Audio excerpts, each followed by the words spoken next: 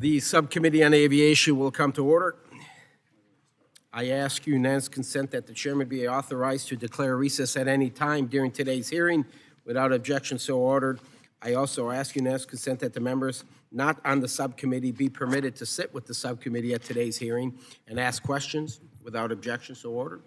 As a reminder, if members wish to insert a document into the record, please also email it to documentsti@mail.house.gov. I recognize myself for the purpose of an opening statement. I'd like to start by thanking Administrator Bedford for being here today in his first congressional hearing since becoming Administrator of the Federal Aviation Administration.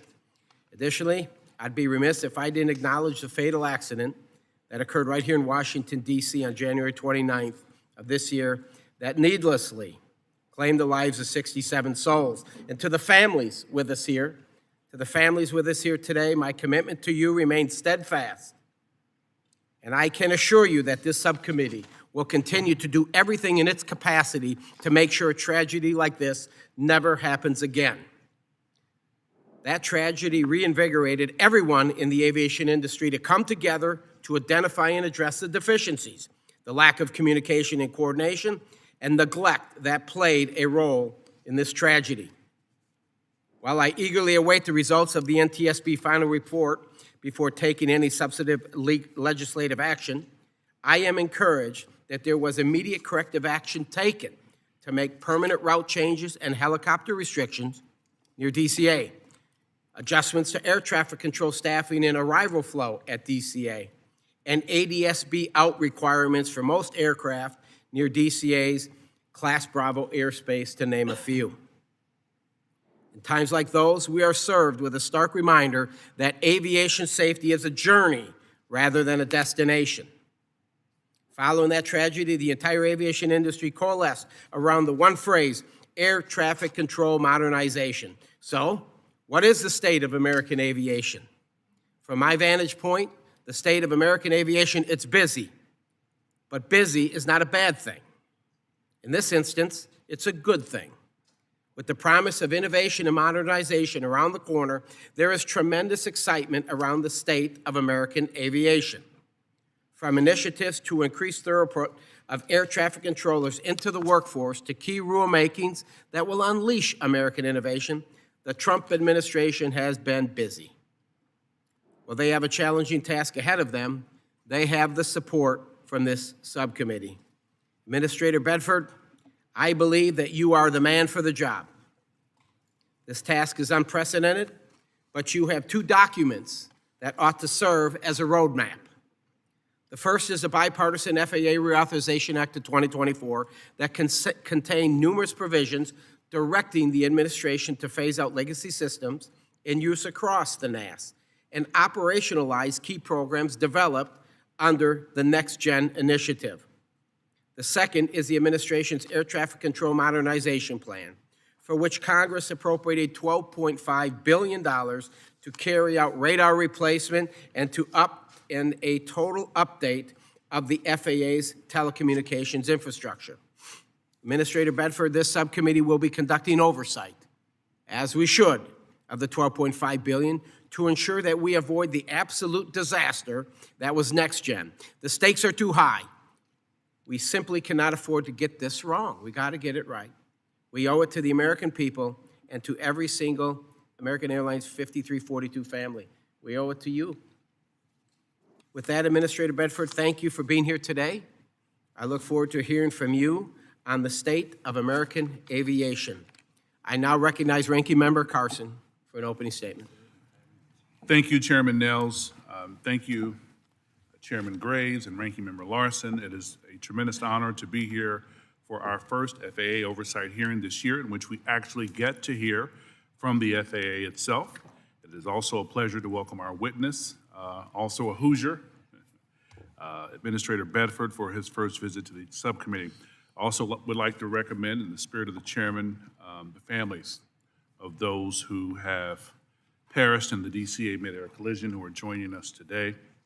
We recognize how difficult it is for you to be here in the face of such an unimaginable loss, and we want to express our heartfelt appreciation for you and the strength and conviction of your advocacy to help make sure other families don't experience such a devastating loss.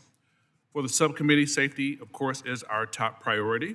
This is why we worked so hard to pass the bipartisan 2024 FAA reauthorization.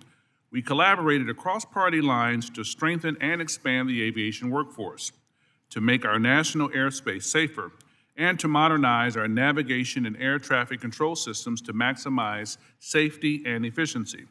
Even prior to this administration, the FAA had a mandate from Congress to implement our 2024 FAA reauthorization law by investing resources and concentrated work into aviation safety, airport infrastructure, the aviation workforce, sustainability, and consumer protections. We passed the laws, directed the FAA and the Department of Justice to implement these laws, all of them, not just the ones people like. As for recent events in recognition of aviation safety importance, I was proud to work with my colleagues on this committee to introduce the Bipartisan Aviation Funding Solvency Act in response to the longest government shutdown in history. If passed, it would pay FAA staff and keep operations running safely during the government shutdowns. Mr. Administrator, I hope you will support our efforts to pass this bill as soon as possible. This is vitally important because the current continuing resolution expires next month, and we and our aviation workforce should not have to endure further stressors on the national airspace systems, NAS, that decrease and increase flight interruptions. Today is the first hearing with an FAA witness that we've held this year. Mr. Administrator, you've written a few oversight letters, but we haven't received much of the information that we've requested, sir. So, we have a long list of issues we'd like to get updates on. The FAA's ongoing response to numerous crashes this year, including the tragic mid-air collision at DCA and the UPS crash in Louisville. The rationale used to restrict and reduce flights at the 40th largest airports in the country during the recent shutdown, including our very own, the Indianapolis International Airport, which was rated the best in North America for 12 years straight. The alarming loss of technical expertise at FAA due to various administrative actions, including the mass firings and forced buyouts that have hollowed out the agency's ranks. The need for more transparency about the FAA's contracts with clear conflicts of interest, workplace safety issues for flight crews, and finally, the implementation of secondary cockpit barriers mandate to protect the flight deck. There are other issues and provisions, but I hope that after today's first visit to our committee, you won't be a stranger, sir. Thank you, Chairman. I yield back. Gentleman yields. I now recognize our leader, the chairman of the full committee, Mr. Graves, for an opening statement. Thank you, Chairman Nels, and thank you, Administrator, for being here. It's always good to see you. So it's been an eventful year in aviation, and it started with tragedy, and our thoughts remain with the loved ones of those in the DCA mid-air collision that occurred January 29th last year. This year, the state of our nation's air traffic control system has been thrust into the spotlight, but it's not a new debate. Our ATC system is outdated and unsustainable, and it has to be modernized for the benefit of safety of all users of the national airspace system. And I'm pleased that Congress passed and President Trump signed the Budget Reconciliation Bill into law, enacting a historic investment in our nation's aviation infrastructure totaling $12.5 billion for air traffic control modernization. This funding allowed the Federal Aviation Administration to immediately get to work to replace critical telecommunications, infrastructure, and radar systems, invest in runway safety and airport surveillance projects, and replace antiquated air traffic control facilities. I look forward to continuing the work with Administrator Bedford and Secretary Duffy and President Trump as we move forward on ATC modernization. Furthermore, I'm proud that this committee worked in a very bipartisan fashion to pass FAA reauthorization in 2024. This bipartisan law addressed workforce challenges, increased funding for airports across the country, and made improvements to the passenger experience, and included the very first ever general aviation title. And I'm pleased that the FAA finalized the modernization of the Special Airworthiness Certificate rule, which expanded the freedom to fly for every American. And this is something that I pushed hard for and required the FAA to do in last year's FAA reauthorization. For air traffic controllers, the FAA has exceeded the goals set by Congress, hiring 2,026 new controllers in 2025. The FAA has planned to hire 8,900 controllers by 2008. And I remain committed to ensuring that the FAA and the Department of Transportation work towards full implementation of the law and carry out what Congress intended. And with that, Chairman Nels, thank you, and I look forward to hearing the Administrator's testimony. With that, I yield back. The chairman yields. I now recognize Ranking Member of the full committee, Mr. Larson. Thank you, Chair Nels, and thanks for calling today's hearing on the state of American aviation. And Administrator Bedford, thanks for joining us today. We've got plenty to discuss, and I look forward to your testimony. Chair Nels, I just want to give you a heads up. I might be pushing the 5-minute limit on this one, so just, thank you for your grace, sir. Next month will mark the 1-year anniversary of the DCA mid-air collision where a U.S. Army Black Hawk helicopter collided with American Airlines Flight 5342 near DCA. It was the first mass casualty commercial plane crash in the U.S. in nearly 16 years and marked the end of one of the longest streaks without such an incident in U.S. history. This accident is a stark reminder of the vigilance we need in pursuit of aviation safety. More can always be done to make air travel safer. In the case of the DCA mid-air collision, we owe it to victims, the families, the flying public, to leave no stone unturned to learn every lesson that we can. I want to thank the friends and families of the victims who are here today, including Laura Ojandra, Amy Hunter, and families. Your presence keeps your loved ones' memories alive, and your advocacy reminds us to stay focused on the endless pursuit to improve aviation safety. And in response to the accident, the DOT and FAA took several actions at the time to address pressing issues that the crash exposed, including swiftly banning most non-essential helicopter operations near DCA, reviewing 21 U.S. airports to identify risk factors and safety issues similar to those at DCA, requiring federal agencies that conduct aircraft operations near DCA to broadcast their position using ADS-B out.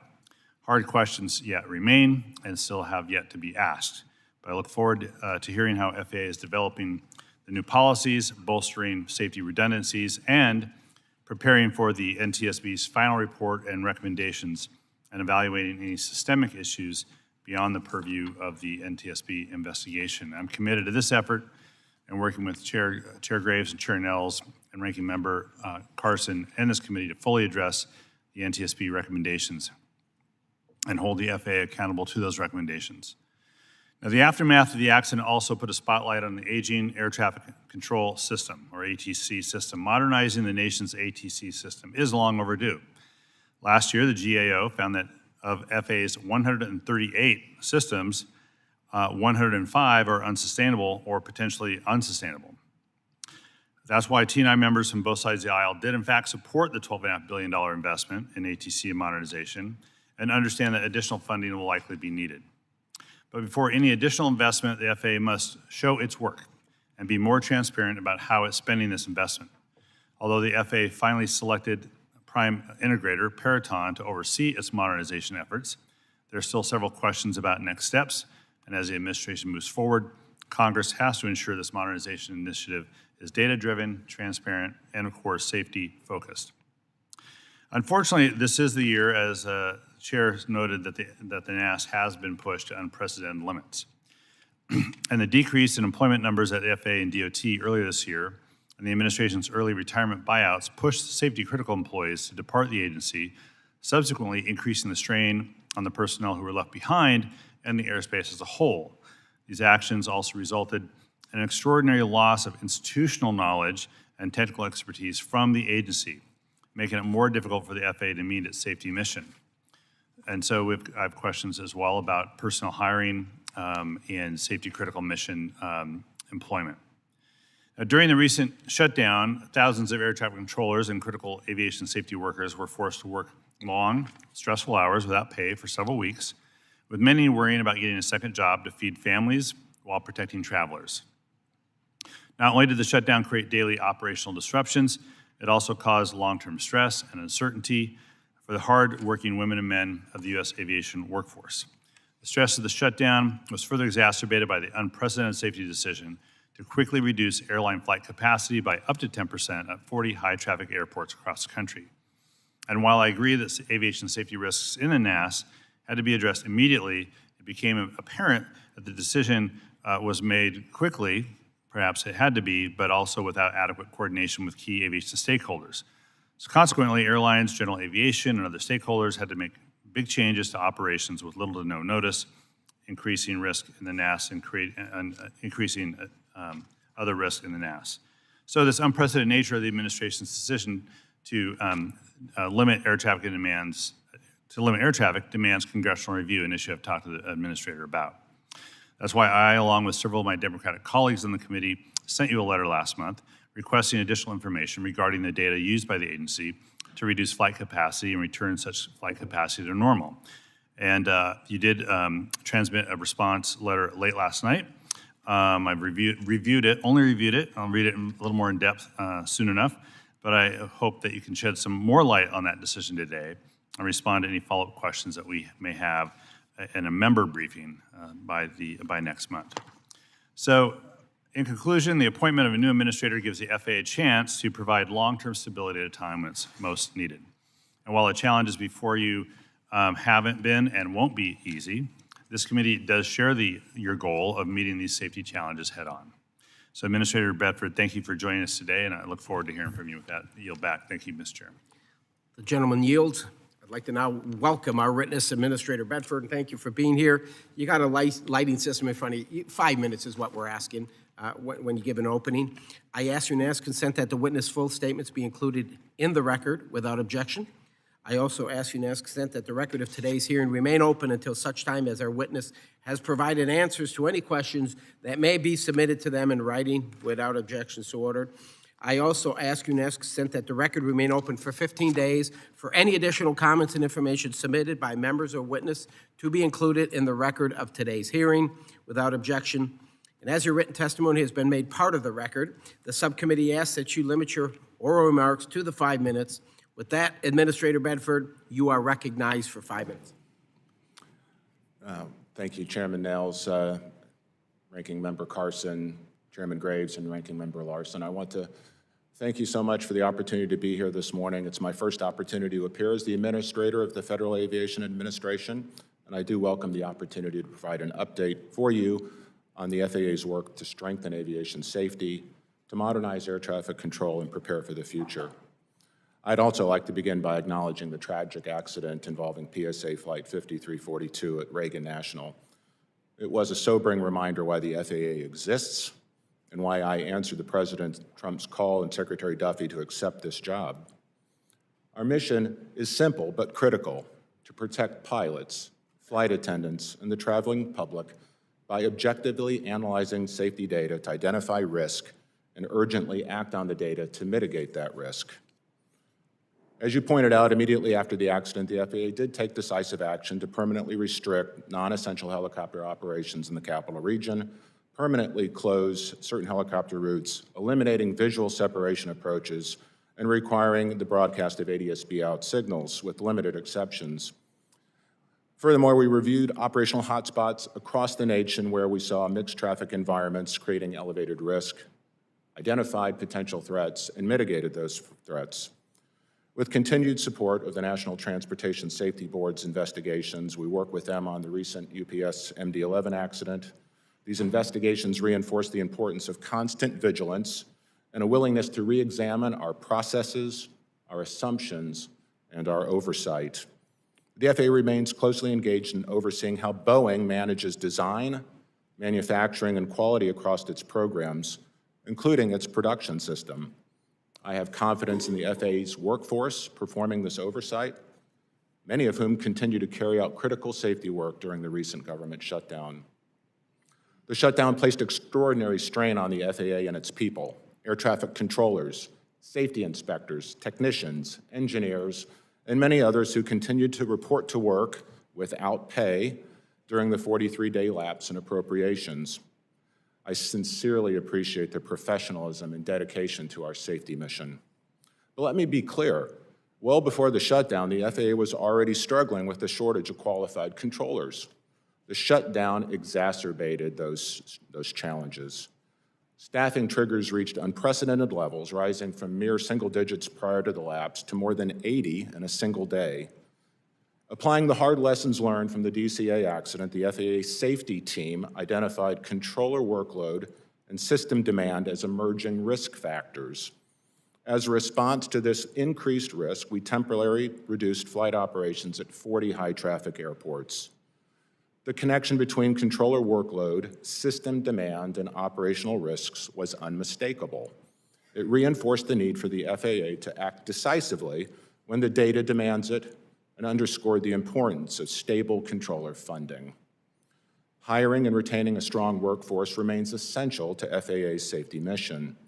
Under Secretary Duffy's leadership, the FAA met its fiscal '25 hiring goal of adding more than 2,000 new controller trainees. We remain on track to hire 8,900 additional controller trainees through 2028. We expanded the Enhanced Air Traffic Collegiate Training Initiative to 9 institutions, and we continue hiring inspectors, engineers on the spot, offering relocation incentives to place key personnel in critical locations. As we grow the workforce, the FAA must also evolve. The aviation ecosystem is changing rapidly, and the agency must adapt to keep pace with innovation while maintaining the highest safety standards. President Trump's recent executive orders reinforced the need for modernization, efficiency, and innovation across the FAA. Congress provided a strong foundation through the FAA Reauthorization Act of 2024. That act directs the FAA to become more agile and more efficient, and I'm pleased to share that implementation is well underway. The FAA is also moving toward an agency-wide system management to ensure lessons learned from accidents, incidents, and near misses are identified and acted upon consistently across the agency. The national airspace system must be renewed. President Trump has articulated a bold vision for a new air traffic control system within the next 3 years. That critical work is well underway. We recently selected an integrator to assist in our efforts. We've compressed radar and telecom modernization into a 3-year timeline, and we've already transitioned more than 1/3 of the copper infrastructure to fiber. We've deployed our first digital radios and voice switches.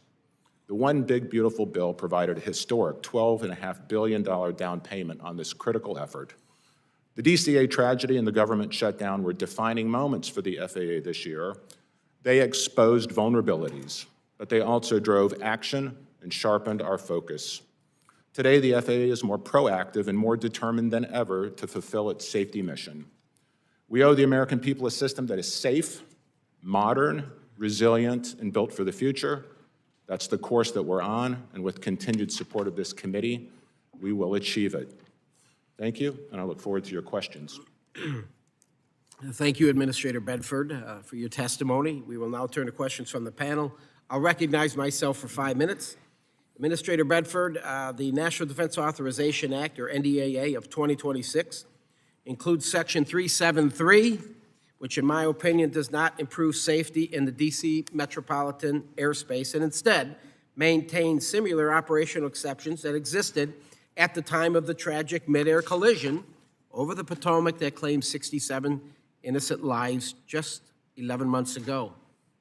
And as written, this provision effectively gives the military very broad discretion to operate under concurrent waiver authority without enhanced tracking or broadcast requirements that could prevent mid-air conflicts at the low altitudes. Administrator Bedford, are you familiar with this language? And if you are, do you envision any safety concerns that could arise if it's enacted as currently written? Well, thank you for the question, Chairman Nails. I'm told it's FAA policy not to comment on legislation while it's going through the process, and I will try to respect that.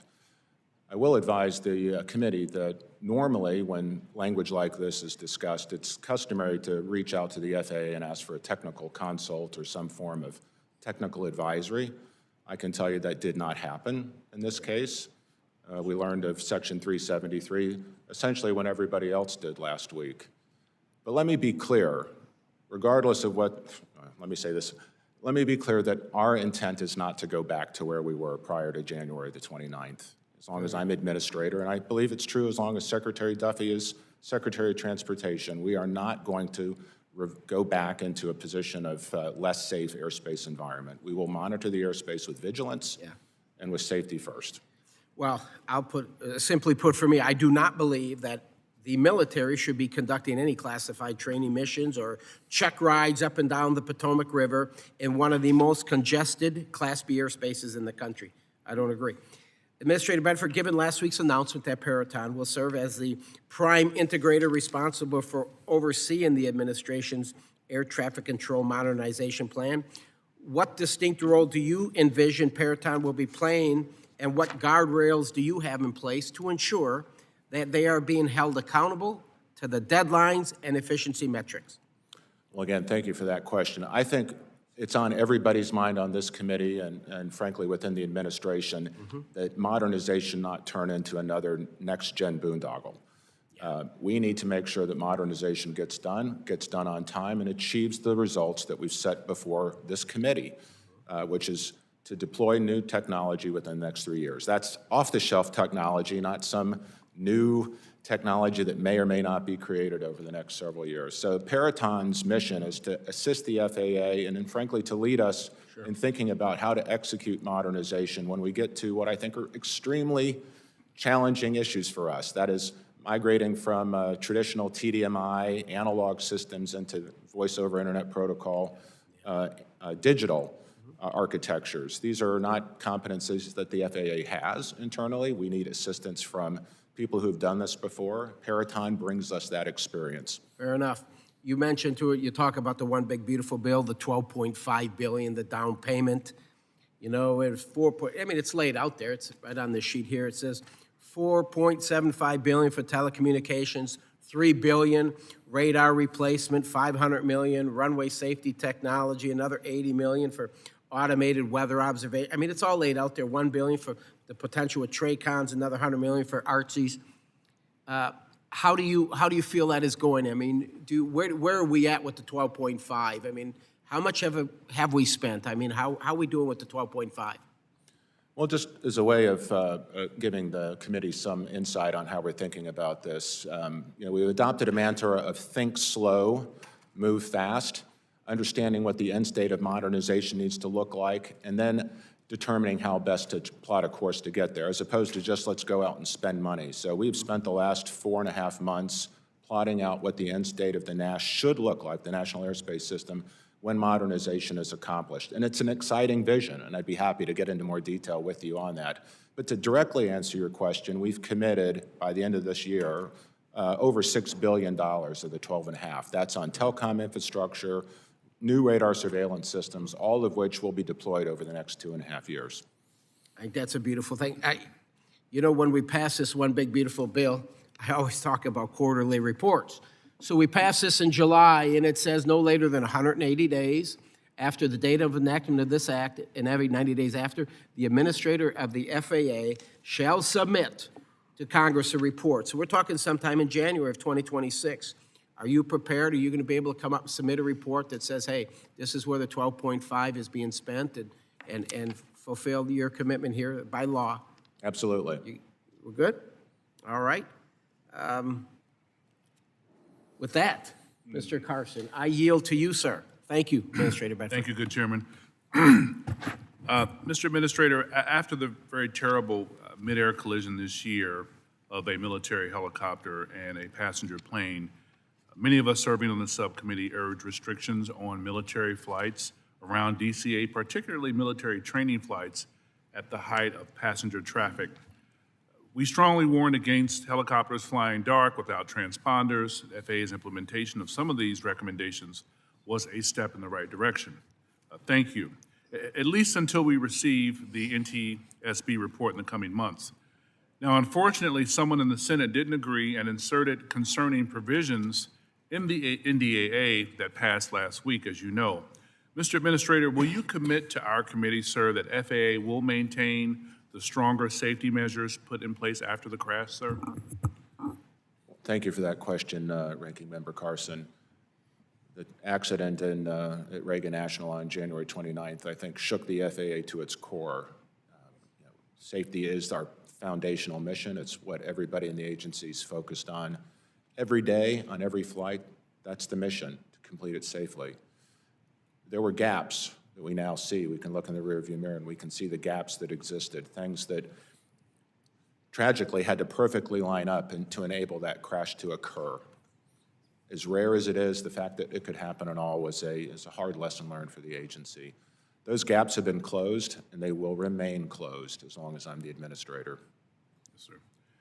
Secondly, sir, will you commit to us that you will use your authority to try and close military exemptions and loopholes that could increase the risk for another mid-air collision? Well, let me elaborate a little bit on that. The military's actually been great partners since the DCA accident. I mean, there's a lot of learning on both sides, and while I think we always strive for more transparency and more collaboration, some of this new muscle memory is a bit unnatural, but I will say that we've had great cooperation from the Pentagon in terms of how we've enabled new restrictions in the Capital Region airspace. So I would anticipate that to continue. We're in the process of renegotiating our memorandum of agreement in terms of how we continue to operate with those restrictions in the Capital Region, and I expect that to continue. Yes, sir. Mr. Administrator, the administration opened the now defunct DOGE office to allegedly cut waste and fraud, but instead, very important staffing and grant funding was targeted. Improving airport operations improves aviation safety. I think we can all agree. One example was the very short-sighted cancellation of funding to improve the solar farm at the Indianapolis International Airport. This facility is the largest of its kind, very remarkable, and has enjoyed bipartisan support since its first opened because it improves the operational efficiency of the airport's grid and lowers costs, which benefits passengers and industry.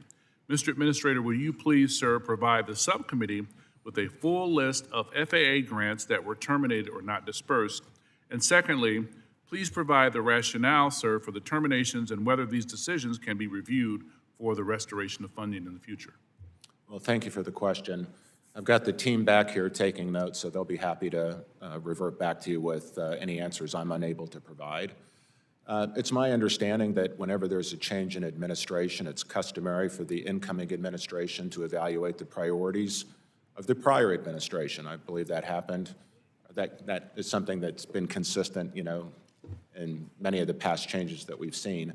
And not unlike previous changes, this administration has a different view of solar and wind and alternative energy projects. So while these decisions were taken prior to my installation as administrator, my understanding is that all of the funding programs went sort of through a reevaluation. And more likely than not, that's the reason that the Indianapolis program was terminated. But I'm happy to provide you with a reconciliation of other programs that might have been terminated. That would be a big help. Thank you, sir. I yield back, Chairman. The gentleman yields, and I'll recognize Mr. Burchett. Thank you, Mr. Chairman. What specific actions has the FAA taken to fully implement the President's directive for non-discriminatory merit-based hiring across all positions? Well, simply put, sir, the goal today is to hire the best people, give them the best training and the best tools, and expect the best results. I like to say put the best player in, coach. So I appreciate that. Does the administration plan to alter minimum pilot crew requirements in response to increased automation? There are no plans today, sir, that I'm aware of to alter the minimum crew complement. Good. How are you going to ensure that hardworking Americans don't lose well-paying aviation jobs?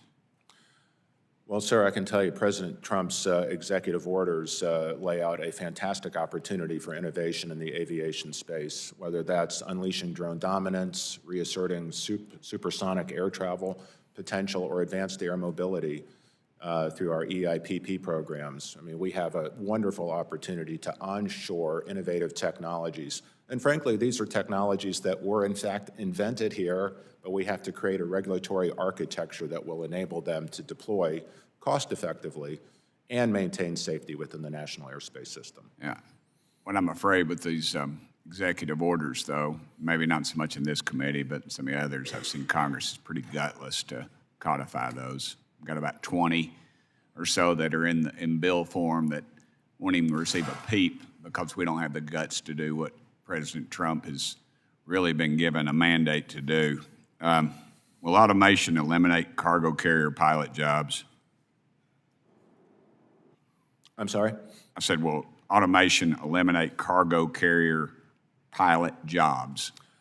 I don't think automation will eliminate jobs. I think automation will increase opportunity, especially if we think about delivery service convenience to small communities or even within cities. We're today using drone deployment in the Dallas-Fort Worth area. We have almost 2,000 drone operations today doing small package delivery, medicines, things that are making it more convenient for consumers to get vital, medications that they need. These are not taking jobs away. These are simply adding more convenience for American consumers. Thank you. It seems crazy to me that the U.S. has more relaxed requirements for foreign repair stations than at home. Should countries like China have stricter inspection requirements? Well, I understand the concern over foreign inspection repair services. I think our answer to that should be more workforce development, because what we're struggling with here, sir, is a difficulty developing maintenance technicians and encouraging that profession. There's, I think, a strong desire for American aviation to have that ecosystem here in the United States than it is to seek. I agree with you. I think it's these education snobs that have told America that we're not going to do these things anymore. And I mean, honestly, you're not going to send a clogged toilet to Mexico. We got to have folks here. I have a degree in technological and adult education. We'd call that shop back in the day. But everybody I graduated with has a job, is training people in the trades, and it's just, These are wonderful, high-paying jobs, and we need more of them here. I think maybe we need to get out of some of these skyboxes at these ball games and start, as legislators, and start figuring out what the heck's going wrong in the system. Do you think tougher Honestly, foreign... if I could, I think we need to challenge our aviation partners, our commercial airlines, to be more focused on workforce development as well. I agree with that. You know, my mama flew an airplane during the Second World War. She lost her brother fighting the Nazis, and Daddy was off fighting the Japanese with the Marine Corps in the Pacific. And, she's a 17-year-old little girl, didn't have electricity till she's a senior in high school. She's flying a dadgum airplane. When I was 17, I was trying to figure out how to turn on a microwave oven, So I appreciate that. Would tougher foreign requirements bring back maintenance work to U.S. shops and help protect American jobs? I'm not sure I heard that. Would tougher foreign requirements bring back maintenance work to the U.S. shops and help protect American jobs? So our surveillance is actually on the airlines themselves. So our requirement is wherever they source maintenance, it has to meet our technical specifications and our maintenance oversight. So our accountability resides with the commercial airlines who are making those decisions. But again, I do believe if we could build out better infrastructure here, our commercial airline users would take advantage of it. Is the administration providing regulatory relief to domestic repair stations? I apologize. I'm having a very difficult time over there. I'm sorry. It's my accent. I'm from East Tennessee. It's the only place in America where people don't speak with an accent, so I forgive you for that. Thank you for the laughter. Is the administration providing regulatory relief to domestic repair stations? I'm not aware of the answer to that, sir. Thank you, Mr. Chairman. I went over. I apologize. Thank you, brother. You bet. Gentleman yields. I now recognize the ranking member, Mr. Larson. Thank you, Mr. Chair. First off, Administrator, I mentioned this to you last night. I just wanted to have you give me an update on the status of the Notice of Funding Opportunity for Aviation Workforce Development Grants. The administration has yet to issue NOFOs for these 2025 grants. Representative Strickland and I wrote a letter to you all about this. Do you have an update for me? Yes, sir. I do think this is an area where we're a little tardy. We need to pick up our tempo on how to get these NOFOs out and funded. Like I was referring to Ranking Member Carson's question, anytime we have a change in administration, it's normal to sort of recalibrate what the conditionality of different grant programs are. We did go through that recalibration, as I understand it, and are now getting the NOFOs out with the intention to fund them as quickly as possible. Well, we'll push you on that, continue to push you on that. And even though Mr. Burchett's left, these particular grants are being used to great effect in my district at repair stations to train the next generation workforce. So please do that. On the Next question I have, and I'm just going to run through these quickly. So it's my understanding the FAA and TSA, sorry, this is on BV loss now, sorry, let's change the subject. On FAA and TSA, that you have planned to issue separate BV loss rules. Can you confirm that the FAA and TSA are still going to do that and give us an updated timeline for the FAA's review of comments for its BV loss rule? Yes, thank you for the question on BV loss. I think this is an exciting time in aviation. We've created an ecosystem where we can have drone operations work safely within the NAS, deconflicted from the start. We have worked hard across, our government institutions with the TSA in particularly trying to find a compromise between unleashing drone dominance, but also making sure that we're maintaining the highest levels of drone safety. We received 3,000 comments back from our notice of proposed rulemaking. I think good comments. We're going to sit down with industry and have a session, I think in the next 2 weeks, where we're going to try to make sure that we can find a rule that meets everybody's needs, especially as it relates to certification of drones, and how those, going from sort of prescriptive criteria to more performance-based metrics. Again, we'd like to create a rule that allows the FAA to sort of monitor but not be the bottleneck in terms of how we unleash drone opportunities across the country. I can't speak for the TSA. There were certainly some fairly heavy comments that came back as it relates to the amount of training or security protocols that potential handlers of the boxes that might be. So you can imagine organizations like Walmart are concerned about how much training and security demands are there. But I'm hopeful, that we'll get a rule, both from us and the TSA, that will enable us to deploy drones across the country.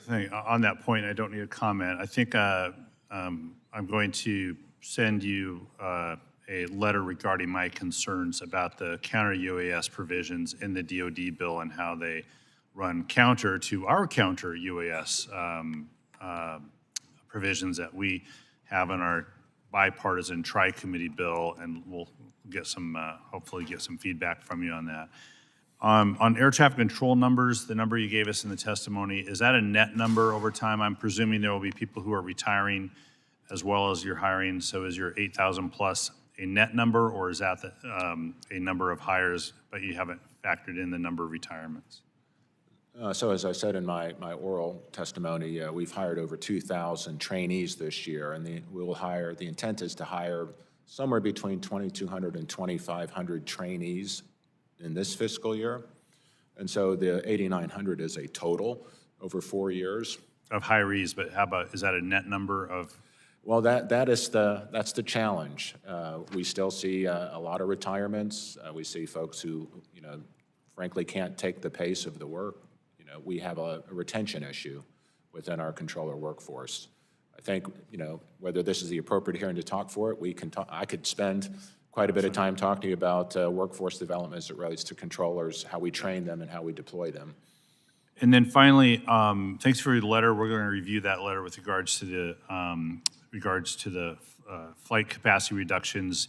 I do think we may have to have a separate time to walk through both the decision-making process you went through, and I understand the urgency of the moment, but are there lessons that we've learned from doing that in the event something like this, maybe a shutdown, maybe something more tragic happens in the airspace in the future, about how the FAA will go forward in looking at flight capacity reductions in the event of some external factor that forces that. And I think that's probably a lot what we're looking for in terms of the letter, some lessons learned and where we can go from there. And so your letter's a good, I think, basis to start to get the answers, but probably not where I certainly wanted you to go. So we'll need some follow-up on that in the future. Yes, I'd like to applaud the safety professionals at the FAA. They did good work bringing this forward. It was not a popular decision. There are clearly lessons learned where I think we can be even more proactive than how we responded to this threat. Thank you, and I want to thank the chairman for his focus as well on the modernization oversight, and we look forward to that as well. Thank you. Thank you, sir. I now recognize Mr. Stauber, 5 minutes. Thank you. Administrator Bedford, it's great to see you. I first want to thank you, Secretary Duffy, for the investment in the third oldest air traffic control tower in this nation at the Duluth International Airport. I am extremely excited to see that get built. It's going to help not only general aviation, commercial aviation, but we also have the 148th Fighter Wing, the F-16 group out of Duluth. It's a tremendous asset to our nation, national security, and our community. So first off, thank you for that. In December 2023, the FAA recognized the need to reform its current mental health policies and established the Mental Health and Aviation Medical Clearances Aviation Rulemaking Committee, or ARC, to identify barriers to mental health care for aviators and present recommendations to the FAA to address these challenges. The implementation of these recommendations was directed in Section 411 of the FAA reauthorization bill that we passed last year. Unfortunately, there was no required timeline for implementation, which is why I've introduced legislation along with Congressman Caston from Illinois, the Mental Health and Aviation Act, to ensure the timely implementation of Section 411. The bill also provides additional resources to recruit and train more aviation medical examiners. And I am grateful that this bill has passed the House and now awaits consideration in the Senate. Until such time as the bill is enacted into law, could you share what steps the FAA has taken thus far to handle the backlog of medical certifications? Yes, sir, I can. Thank you for the question. I'm going to do a quick shout out to Secretary Duffy here for unlocking your air traffic control tower resources. And also put down a marker because everybody in this committee, I'm sure, has similar concerns with the obsolescence and the age of their facilities. They're woefully inadequate, terribly unsustainable. Agreed. And we do need additional funding to address it more comprehensively. As it relates to your question on medical certifications, I'm pleased to report that over the last 5 months, we've reduced the backlog of medical certifications. We had over 5,000 individuals waiting longer than 6 months to have their cases adjudicated and their medical certifications restored. We've reduced that number to under 300. So we've made great progress moving the backlog around. As a pilot, I understand these are vocational requirements that in order to keep our pilots certified to fly, we need to be more responsive. We've got new technology that that we're hopefully bringing to market in the first half of next year that will provide more clarity in terms of how we communicate and make the ease of medical certification, I'll call them exceptions, make those disputes more easy to adjudicate and work through the process, which with more clarity for both the user as well as for our medical team. But I do want to recognize just the heroic work that the staff in AV Medical has done in order to be responsive. More work to do for sure. Mental health, again, I was meet with the APA last week. I think they're pleased at the progress we're making in terms of identifying medications that can now be used without creating stigma. That's extremely important because we know that 1 in 4 of us as adults are going to experience a mental health crisis in our life. It should not. We should be, when the pilots come in for help, that's a sign of strength, as you know, Mr. Bedford. So we want them to get the help that they need. It's going to help safety in the skies. It's going to help the pilot, him or herself, and it's going to help their families. That's why that's important. So I appreciate we moving forward on that. The last question is, the FAA recently proposed a rule on beyond visual line of sight drone operations. In the proposal of right-of-way rules, could you clarify whether the FAA has identified any potential safety concerns with the provisions that give unmanned aircraft right-of-way over manned aircraft? And just that last part of the sentence, unmanned aircraft, right-of-way over manned aircraft. I know it's a proposed rule. Can you tell us a little bit about that decision-making and why? Yes, sir, I can. I think the BVLOS rule in and of itself is one of the more impactful things we've done this year to respond to the President's executive order to unleash drone dominance. If you understand how, and I'm sure you do understand how airplanes are separated, what we created essentially was a corridor where drones can operate safely, where they're essentially deconflicted from air traffic. You can imagine if we make drones actually transpond, it adds weight and reduces their performance capabilities. However, we can make drones recognize aircraft that are transponding and take evasive action. So in terms of right-of-way, essentially anything under 400 feet Drones do have right-of-way. Frankly, airplanes aren't supposed to fly below 1,000 feet unless they're on an approach to a runway. There are exceptions, however, when crop dusting, for example. Those are where potential conflicts exist, and those are the things where we're looking perhaps for some nuance to the current rulemaking process. Thank you very much. I see my time's up, and I yield back, Mr. Chair. The gentleman yields. I now recognize Ms. Scholten for 5. Thank you, Chair Niels, Ranking Member Carson, for putting together such an important hearing. Welcome, Administrator Bedford. We are so excited to welcome you to this post and would love to invite you out to my district at some point to see some of our FAA assets that we have out there. Before we get to that, Americans are still reeling from the president's historically long government shutdown, second only to the last shutdown that occurred during his first term. The pain of this shutdown was felt keenly by the traveling public and hardworking aviation professionals. Unfortunately, not only did our air traffic controllers miss paychecks, but Secretary Duffy threatened to fire air traffic controllers for calling in sick, and the president toyed with the idea of holding back pay to federal employees, including air traffic controllers. We all know that we have to boost air traffic controller recruitment to right-size the workforce. But I'm concerned about how poor morale will hinder these efforts. And I'm wondering how you might continue to work with this committee to ensure that towers are properly staffed.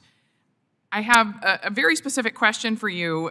I'm not asking you to opine directly on whether those actions were right or wrong by the secretary or the president, but do you have concerns about how Secretary Duffy or President Trump's comments might impact air traffic controller recruitment efforts specifically? Well, thank you for the question. And without opining one way or the other, I can tell you that the FAA will work better if government continues to be funded. So if I could encourage you did ask my opinion, so I'll share it. If you ask me, the default position for if you don't like the current budget should be the current budget just continues, right? And we can. And I agree with that, but specifically, I'm asking whether you think the threats from Secretary Duffy or the president will impact the FAA's ability to recruit and have impact on the morale of air traffic controllers. So as I said in my opening remarks, the FAA was shorthanded prior to the lapse in funding. No one can argue that the lapse in funding was anything other than painful for those federal workers who were called to work without pay during what turned out to be the longest 6-week shutdown in history. I don't think anybody's happy about that, and nobody wants to see it happen again.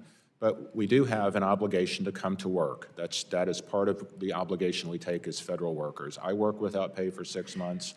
Nobody enjoys that. Sorry, six weeks. Yeah. Felt like 6 months. And it's illegal for our controllers to have a job action. We saw 2 facilities at the very end of the lapse where we had ATZ 0 because none of the controllers showed up for work. So we do have to ask some tough questions about, was that a job action? If it was, it's just not, that's not tolerable. So I think there is an accountability. But overall, yes, culturally, it's difficult to get the kind of engagement that we want when we can't pay people to come to work. Absolutely, but specifically about the threats to fire people if they are sick. I mean, people get sick during a government shutdown, threatening to fire them and making people afraid, forcing them to potentially come to work when they're under the weather. Do you think that has an impact on morale? I think that's a mischaracterization of what the Secretary was referring to. When we see facilities that go ATZ 0 staffing, I think he specifically threatened to fire people if they did take sick time, and the president also threatened to withhold back pay. And the question here is whether you think that has an impact on morale. I've certainly heard from air traffic controllers directly that it has, and I'm curious if that's risen to your level. I know that you share our concerns about making sure we want to reach the appropriate levels of staffing. This is truly a matter of public safety. Yeah, so clearly the FAA culture needs a reset. And one of the ways we can do that is talk about how can we support our people, hire the right people, hire the best people, give them the best training, give them the best tools. And that's what we're focused on doing right now. We're moving into the future. I think it's bright. But look, we have to perform. As a management team and as leadership, we have to deliver on the vision. Absolutely, absolutely. And we're willing to work with you there on all fronts. I agree that government shutdowns are disastrous. We are going to work and do everything we can here to avoid them in the future, but we also ask for your partnership in doing everything we can to boost that morale and make sure that people feel, safe in their workplace as well. Before we go, and my time is running out, I do want to reiterate our invitation to have you come out to the district. We have a wonderful air traffic control tower that is in desperate need of replacement. Gerald R. Ford International Airport would love to talk with you about making sure that we can keep this on track. It has been a number one and number two priority for the FAA. Can the FAA commit to providing GRR with prompt information so it can proceed with construction procurement about the status of the air traffic control tower there at GRR? I'm going to be perfectly honest with you. We need funding. We need more investment across the national airspace system. So you're not alone. I have family in Grand Rapids. My dad's family's from there. My mom's family's from there. Fantastic. I'd love to give Senator Peters his tower before he leaves. Yep. We need funding. If you can help us out on funding, we'll get it done. We do. Well, we invite you to Grand Rapids. We'll get Senator Peters out there as well. We can all get lunch. Thank you. Thank you so much for what you do in your service to this country. Thank you, ma'am. Yeah, thank you. And Yield for back. the record, a Republican on the Senate side wanted to pay the ATCs, pay all the air traffic controllers, pay all the federal employees, and it was rejected by the Democrats, just for the record. I now recognize Mr. Tracy for 5 minutes. Thank you, Mr. Chairman, and Administrator Bedford, thank you for being here today. I represent the Big First District of Kansas.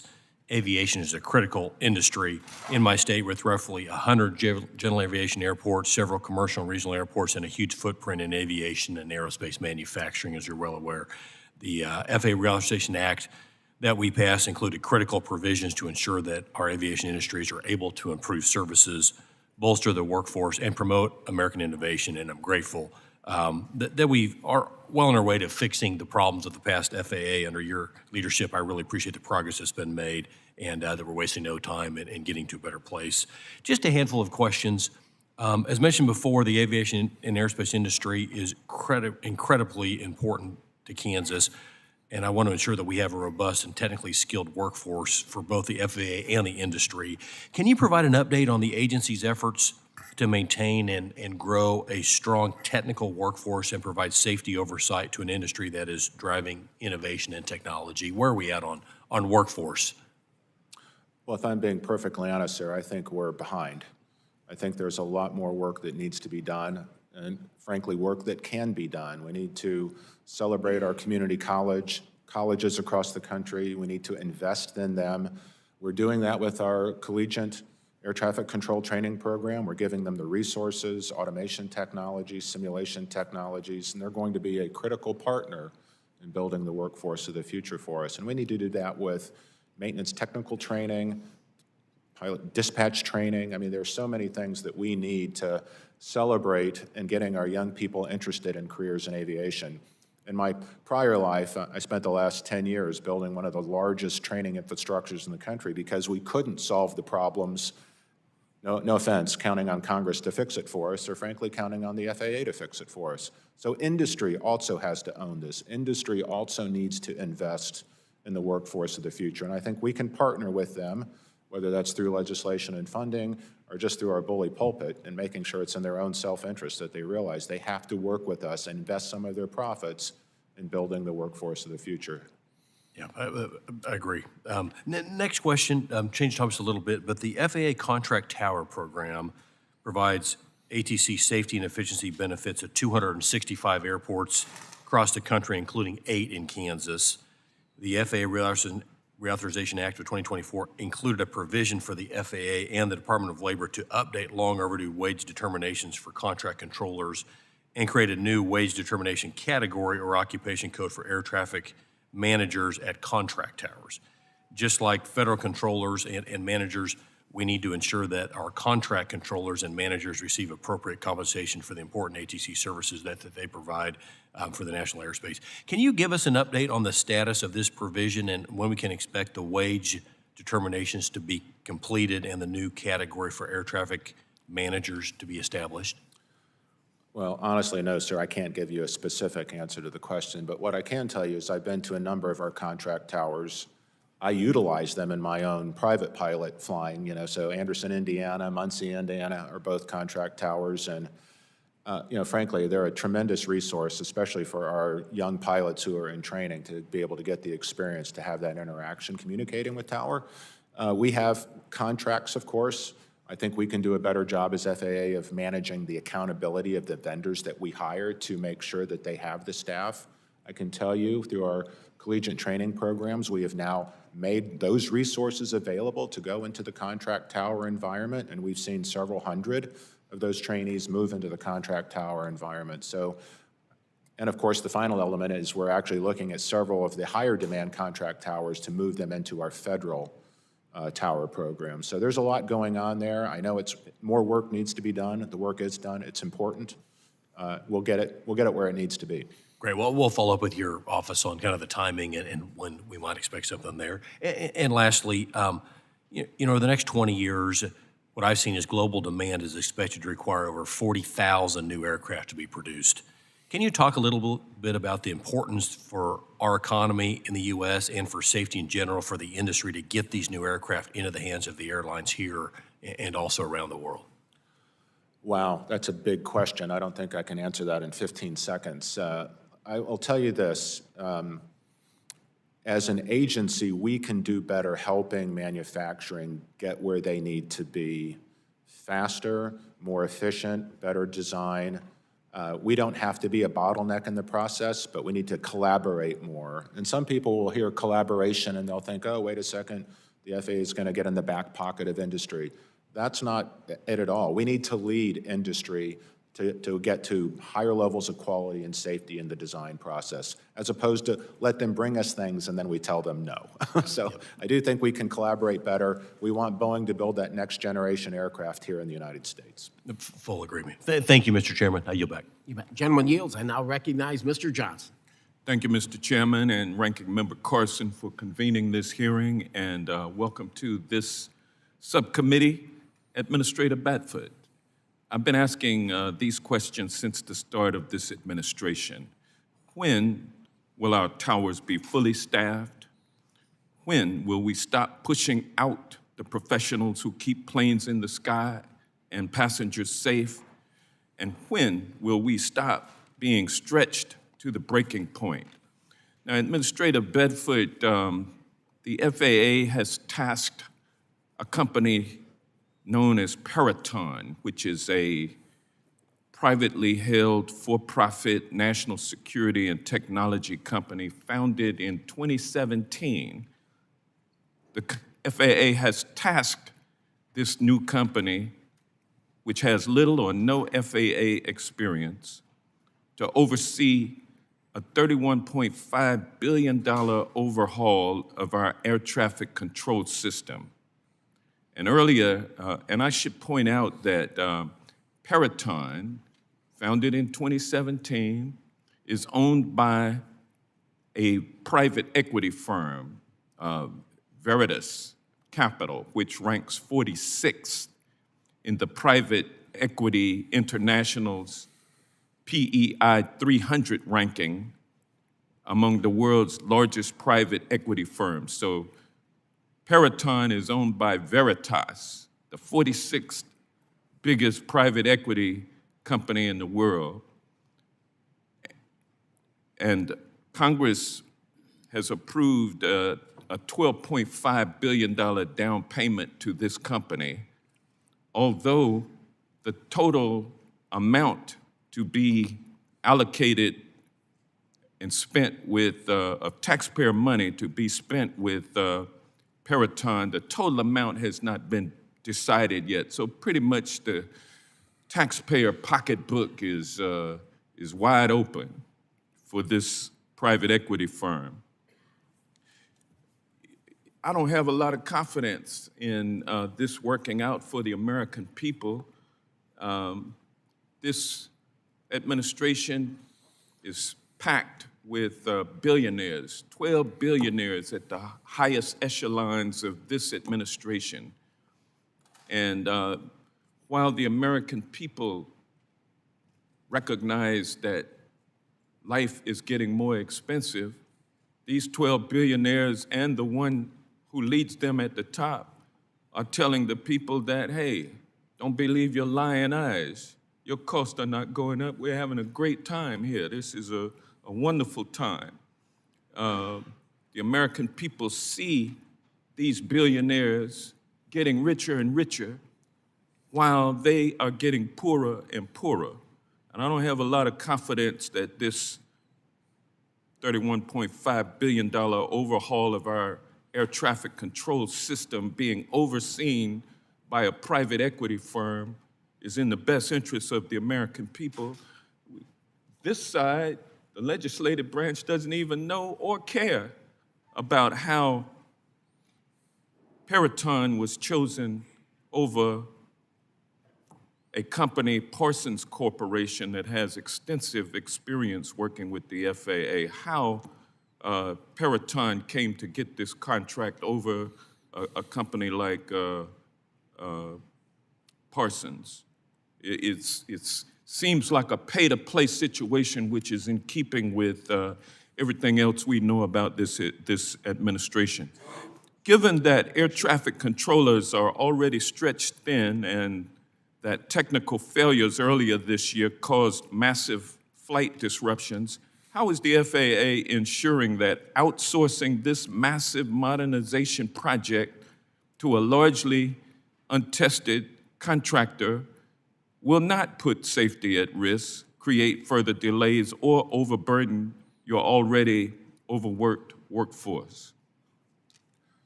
Well, thank you, Congressman Johnson, for that question. And before you answer, let me just say to the families of those who perished, those 67 souls who perished in this aircraft disaster, that, you know, our hearts are with you during this holiday period where it's tough, the first holiday period without these 67 souls. And thank you for being here. Yes, sir. With the chairman's indulgence. You can answer the question. Thank you. Well, you put a lot into that question, so thank you for that. Let me try to take it in the order that you gave it. First, when will we get our towers fully staffed? The honest answer, sir, is if we continue with business as usual, never. We'll never catch up. The system is designed to be chronically understaffed. And I can break that out for you in more detail later. You asked about Peraton and a $31.5 billion investment. Thank you for that. While we have not asked for the additional $20 billion, I believe the Secretary will be on the Hill tomorrow with that ask, so thank you in advance for the support. Peraton specifically has an expertise working with the Department of Defense and with NASA doing exactly what the FAA does not have an in-house expertise on, and that is moving from our antiquated TDMI analog systems to digital VoIP, and also dealing in native cloud structure applications. They put the entire DoD in the cloud, cyber-secured cloud. Parsons did not have that experience. Parsons has been a great partner to the FAA. I believe we'll continue to use Parsons as part of our implementation partner on modernization, but Peraton brought a competency that is relevant to what we need. Had nothing to do with who they knew. The president did not interfere, nor did the secretary in the selection process. It was transparent. It was diligent. It was run by both career FAA people. A recommendation came to me. I took that to the secretary. The secretary and I presented it to the president. The president sharpened the pencil by demanding a $200 million reduction in the fee cost, which was remarkable to witness. So say what you will. It's out of thin air. But the man is effective at what he does, and I think no the rhyme or taxpayers reason to benefit. it. But having said all of that, you asked another specific question: what is Peraton's role? It is to work with the FAA. We're not outsourcing the project. I am the ultimate accountability officer here, and I'm prepared to give you as much transparency and accountability as you desire, sir. And the process is underway, and I can talk to you about the successes that we're already seeing at the agency rolling out modernization as we move from I mean, we've already converted 35% of the old copper to fiber. You know, we're rolling out the first digital voice switches and digital radios. I mean, we're moving. We've taken the bill. We've deployed over $6 billion of it. We're getting it done. Thank you, Mr. Bedford. I now recognize Mr. Owens for 5 minutes.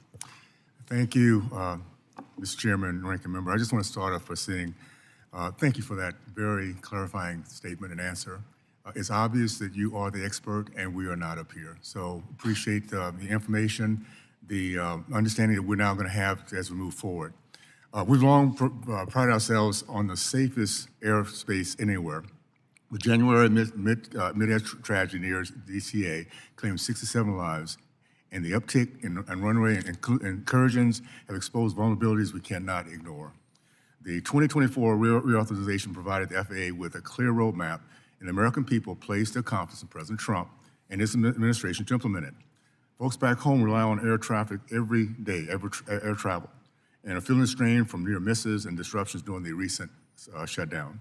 The progress being made throughout the year in airports, large and small, are encouraging. We need assurances the momentum is accelerating, not stalling. The $500 million we directed specifically for runway safety tech, lighting, surveillance, and the reconciliation bill represents a serious commitment. We're equipping the FAA to reinforce the gold standards we should expect from ourselves.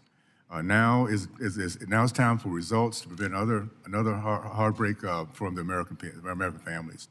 Administrator Bedford, this is your first time testifying before us. I'm interested in your assessment. How are you ensuring that these tools are being deployed effectively, addressing the NTCB recommendations from the Potomac incident and integrating lessons learned across mixed traffic airports everywhere? Well, thank you for the question, Congressman Owens. I think it's one of the worst kept secrets in government that the facilities that the FAA operates in today are grossly archaic, obsolete, and relatively unsustainable. Of the $4 billion a year that Congress generously gives the FAA to, quote, modernize its systems, over almost 90%, certainly over 85% of that budget goes simply to sustainment. Literally, we're putting, lipstick on a pig.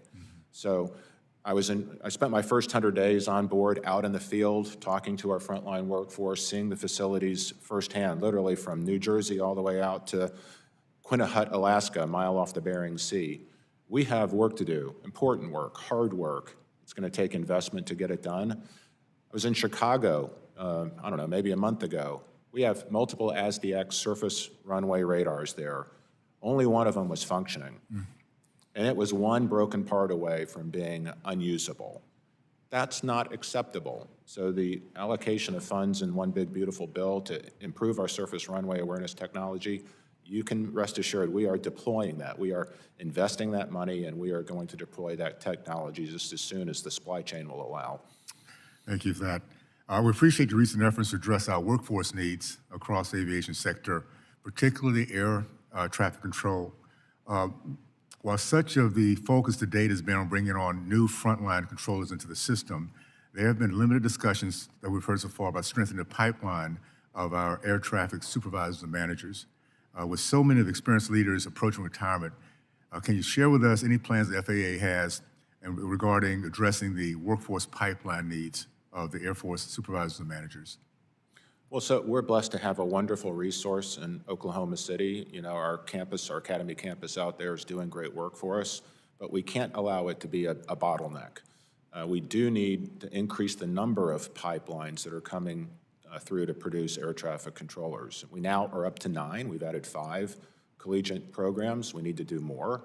And as we add those collegiate programs, we create feeder streams of potential new controllers that can go both to the contract tower program as well as to our federal towers. So we are doing that. But I will tell you, one of the first things that we spent doing is understanding as an agency how to think about big projects, how to think about the work that we do. And we implemented a process called Theory of Constraints with the entire leadership team, where we're looking for those critical bottlenecks and ways that we can alleviate them and improve the throughput. And that's really, everybody's focused on the input, but what we really need to focus on is the output. How are we getting more people qualified people through training quicker and deployed in ways that are productive versus counterproductive. So there are many bottlenecks in the system. I promise you, over the course of 2026, we're going to do our best to resolve those bottlenecks. Well, for those of us who are entrepreneurial-minded, thank you for your innovation. Thank you for thinking outside the box. It's so well needed here in this particular space, and America's going to really appreciate as we see that. I just want to close by extending a personal invitation for you to visit the Salt Lake City Airport, one of the premier airports in the country, the gateway of the West. And we talked a little bit before, if you're into skiing, it's snow time in Utah, so we'd love to have you come out and visit with us, okay? Yeah. Thank you for the invitation. Thank you, and I go back. Thank you. The gentleman yields. I now recognize Ms. Foshee for 5 minutes. Thank you, Mr. Chairman, and thank you, Administrator Bedford, for being with us today. It has been made tragically clear that the FAA is facing a dire shortage of air traffic controllers. It's been widely reported that more than 90% of U.S. airport towers are understaffed. Furthermore, the chaos of air travel during the recent government shutdown showed us just how important robust air traffic control staffing is. In my conversations with the National Air Traffic Controllers Association, they have expressed their difficulty in getting updates on FAA staffing levels from either the FAA or the administration. They emphasized to me that they can't know where they are in achieving full staffing without regular updates. Can you commit to us today to provide a timely update to us on FAA staffing levels? Well, thank you for that question. A couple of things here. First, Nick Daniels, the president of NACA, has my personal number. So if he needs information, I am available to him and the rest of the team at NACA. So I think we've got a good relationship. I'd like to see that continue. More collaboration will be better. We have some serious issues that we need to address within our collective bargaining agreement. Things that they, I think, want to address in terms of pay and benefits, and things that we need to address in terms of staffing efficiencies and training. So there's a lot of work to do there. There's no magic fix for the challenges that we face on controller staffing. So we need to be intelligent about how we go about it. We need to be collaborative about how we go about it. But certainly, it's going to require a strong partnership between ourselves and the union to get it done. Thank you for that. Additionally, I have heard from pilots that the infrastructure in some control towers is so outdated and poorly functioning that they have had to call the air traffic controllers on a mobile phone from their tarmac for instruction. In what ways is the FAA investing in modernizing nationwide air traffic control technology and infrastructure to ensure the safety of those on the ground and in the air? Well, again, thank you for that. That, in a nutshell, is why I took the job. This gets to the heart of how we ended up with an accident like 5342. Infrastructure's inadequate. The systems are based on 1990s technology. And I don't mean just the phone system or the data system, just the architecture of the system that we have. It's woefully inadequate for the needs of the 21st century. We have a great plan to modernize, and I'd be happy to get into as much detail on that as you'd like in terms of where we're at with telecom, analog to digital conversions, getting deployment of the technology in the field. But even after we fully utilize this initial $12.5 billion down payment, there are still going to be fundamental problems with the architecture of the system that need to be addressed in this second level of funding. So the future, if we were to stop, would be a more reliable but still inefficient national airspace system. If we want both exceptional reliability and exceptional efficiency and safety, we need that next tranche of investment to get that done. Agreed. And finally, Administrator Bedford, can you explain to us the heightened risks pilots, cabin crew, and passengers are exposed to when air traffic control towers are not sufficiently staffed? Well, thank you for the question. I know it sounds unnerving that there could be a situation where we don't have adequate staff or the technology is malfunctioned in a way that we lose contact with aircraft in the air. But there are numerous redundancies. We have numerous systems, so a tower is also supported by a TRACON generally. And so there is surveillance, and there still are ways to communicate with towers. And even if we lose 2 or 3 levels of redundancy, crews are well-trained to deal with these circumstances. So I don't feel we have a safety issue with that. But again, we don't want to fall ourselves leaning into the second, third level of redundancy in order to maintain safety. Those should be very infrequent, if ever used, backups. Thank you, Mr. Chair. I yield back. Gentlelady yields. I now recognize Mr. McDowell. Thank you, Mr. Chairman, and thank you, Administrator Bedford, for being with us today. We've discussed that staffing shortages are an issue, and while the exact number is debated, there's as many as 90% understaffing at towers, and so I want to know, or at least I want to talk a little bit about unmanned air traffic control towers, or different technology that has come along that we could potentially work with. And so, as you know, only around 1/10 of public airports have towers. And even with FAA approval, they cost millions of dollars and require a substantial amount of time to actually build. But digital and remote towers are being discussed as possible cost-effective remedies to modernizing and improving the safety of the national airspace system. And the most recent FAA reauthorization bill directed the FAA to expand design approval and evaluation for digital and remote towers to no fewer than 3 airports. The budget reconciliation bill that the president signed into law in July included $50 million for the deployment of remote tower technology. So my question is, how will the FAA decide which airports to approve for remote towers? Well, thank you for your question, sir. I was at our tech tech center in New Jersey week before last, looking at the progress that we're making in terms of certifying this technology and preparing to deploy it. You may or may not be aware that we actually have this system being installed in Bartow, Florida, and a second system getting ready to deploy in Winter Haven, Florida. And we're allowing them to sort of utilize this in a shadow mode as we continue to refine our certification program. So we have identified 3 deployments. I'm not at liberty to say where those are at today. We do have a process by which the FAA, through their sort of, they have both a facility condition index program. I'm not going to tell you that science I've signed off on, but they do have it. And they also use a similar tool for how they would want to deploy these in order to look at the correct circumstances. So the initial deployments will be on single runways, for example, as opposed to crossing runways or parallel runways. So this is going to be a sort of crawl, walk, run process as we deploy and learn to make sure that we're not jeopardizing safety. But the technology is actually pretty amazing. I'm excited about our ability to add that layer of safety and use it in ways that will supplement existing towers. So could you see the digital remote towers as being at least a partial remedy to the controller shortage? So a digital remote tower won't reduce our workload per se. What it will do perhaps is maybe allow us to have workers in a place they want to be and where it makes retention and sustainment of the workforce a little bit easier than perhaps deploying to less desirable places. Sure.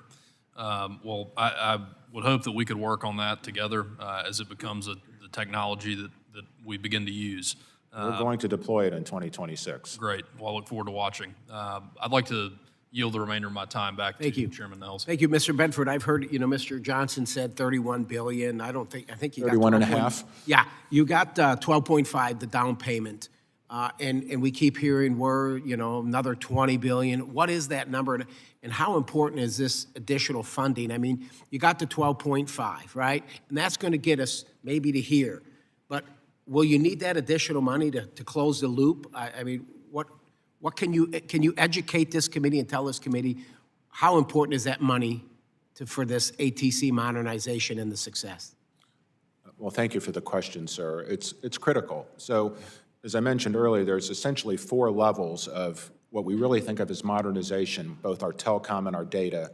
The first $12.5 billion provides for the first 3 phases. That's copper to fiber. That's digital equipage replacing analog equipage. And then that final move, which Peraton will help with, actually changing the architecture over from analog to digital, but it doesn't address essentially the compute layer of what we need. Today, all the compute layer for the FAA is in each individual facility. That's 350 facilities that have individual compute power, and we have no ability to see across the NAS on what each of those 300 separate facilities are seeing. We need to lift that layer out of the facility and into the cloud, and that's what we've hired Peraton to help us do. How much do you think that will be? How much should? That process for that last leg of modernization is in part and parcel of that next $6 billion of $6 funding. billion. And Would that be your priority then? You need the 6? Look, I'm going to tell you we need it all because the other 14 is essentially the properties and facilities that each member of the House has a stake in the game on. They're woefully inadequate. They're archaic. We're wasting $3.5 billion a year to sustain it. We might as well just fix it. Got it. Thank you. I now recognize Ms. Poe. Thank you, Mr. Chairman, and our ranking member, Carson. First, before I begin, first of all, thank you, Mr. Bedford, for being here. Let me just express my condolences also to the families that lost their loved ones during that horrific, horrible accident and crash that occurred in Washington. As you know, Mr. Bedford, I represent New Jersey, home to one of the most complex, congested, and consequential aviation corridors in our country. When aviation fails in New Jersey, it doesn't just inconvenience our residents, it actually impacts our entire national airspace. For Teterboro and Newark airports, we are seeing chronic understaffing, forced overtime, fatigue, and burnout of air traffic controllers. These shortages across one of the most congested airspaces in the world is a catastrophe waiting to happen. This includes partial shutdowns and regular ground delays lasting hours. We've even had airlines simply cancel flights because the system simply can't absorb another stressor. So it's no surprise that millions of Americans are beyond frustrated with the state of flying in America. Just this past Sunday, I was actually stuck on the tarmac for 4 hours to only have to be turned around again, and I'll leave it there, but the delays were just unbelievable. So, meanwhile, our Department of Transportation is focused on promoting airport gyms, posting clips of exercise contests. You can't just run away from critical shortage, staffing shortage. You can't spin obsolete radar systems, and you can't bench press away delays and cancellations. And a pull-up contest between cabinet secretaries in an airport terminal doesn't help reduce congestion or increase safety. There's nothing more important than safety.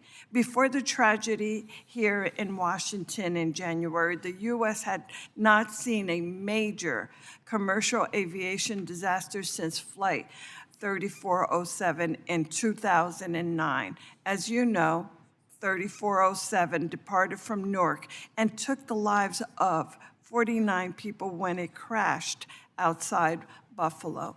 Some of my constituents lost family members that fateful evening.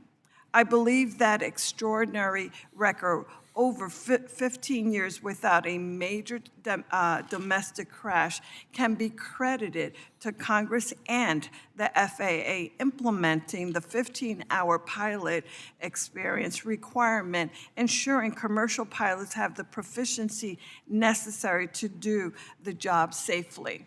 So, Mr. Bedford, during your confirmation, you did not commit to supporting the current 1,500-hour rule. Since starting, I want to know if you have seen the benefit of this watershed rule. Can airline passengers rest easier knowing that FAA will continue to uphold this vital standard, or is the agency taking any action to weaken this standard? Thank you for your question, ma'am. Delays and cancellations, yep, there are a lot of them, more than we want to see. The FAA does not own all of those delays and cancellations, but we can do better. We can do our part to not only improve the quality of the service and the reliability of service, but certainly the safety standard of the service. So again, I want to offer a sincere thank you to you and to your colleagues in the House for passing the $12.5 billion investment.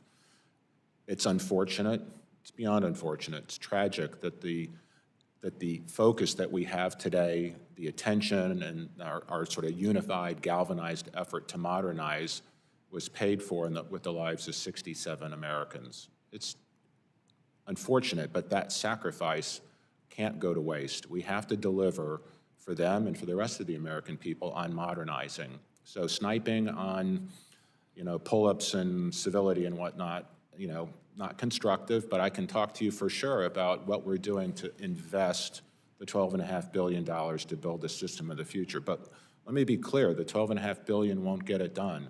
We'll have a more reliable system, but still an antiquated system. More needs to be done. I'm willing to partner with you to get that done. Thank you, Mr.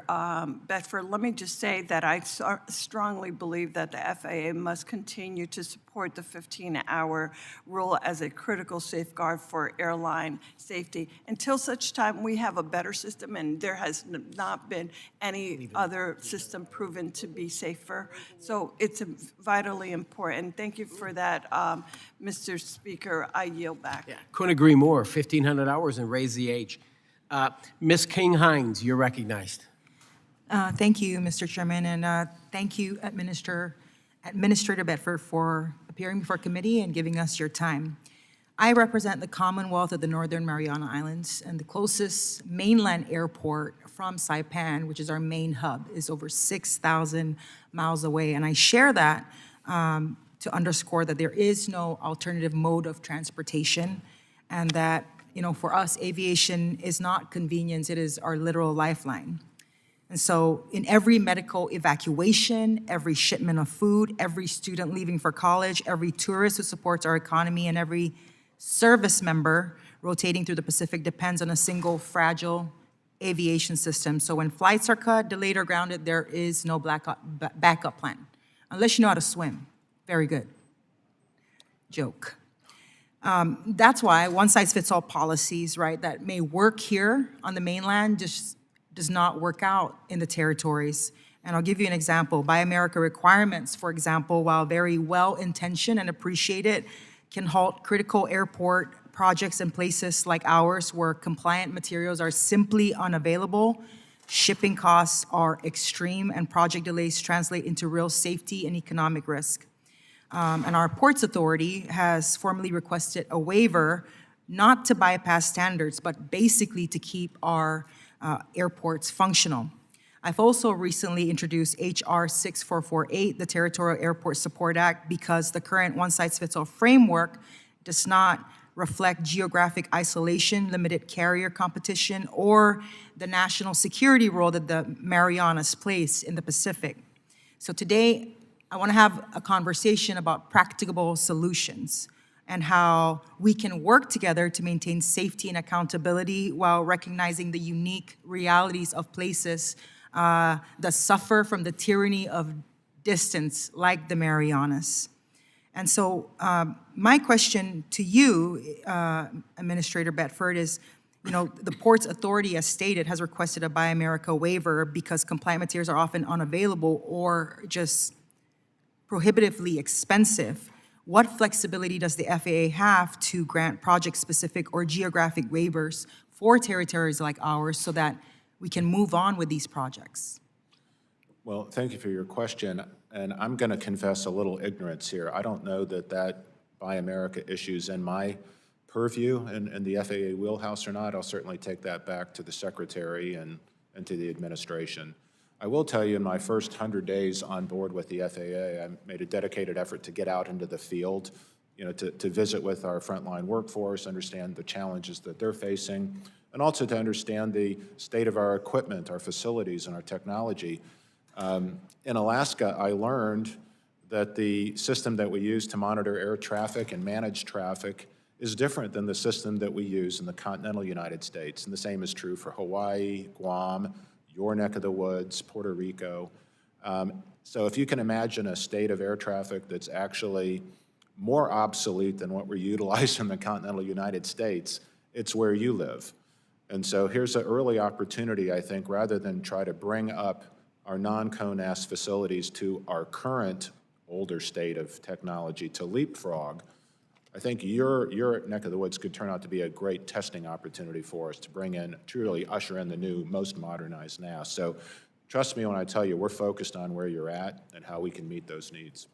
And I thank you for that comment, and I encourage you to please come out and visit the Northern Mariana Islands because, we've recently, back in 2018, we were hit by a super typhoon that destroyed our airport traffic control tower, right?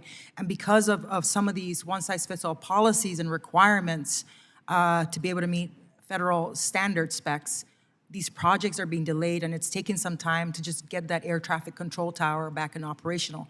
I'm gonna run out of time, so I just wanted to focus on my bill, HR 6448, which basically asks for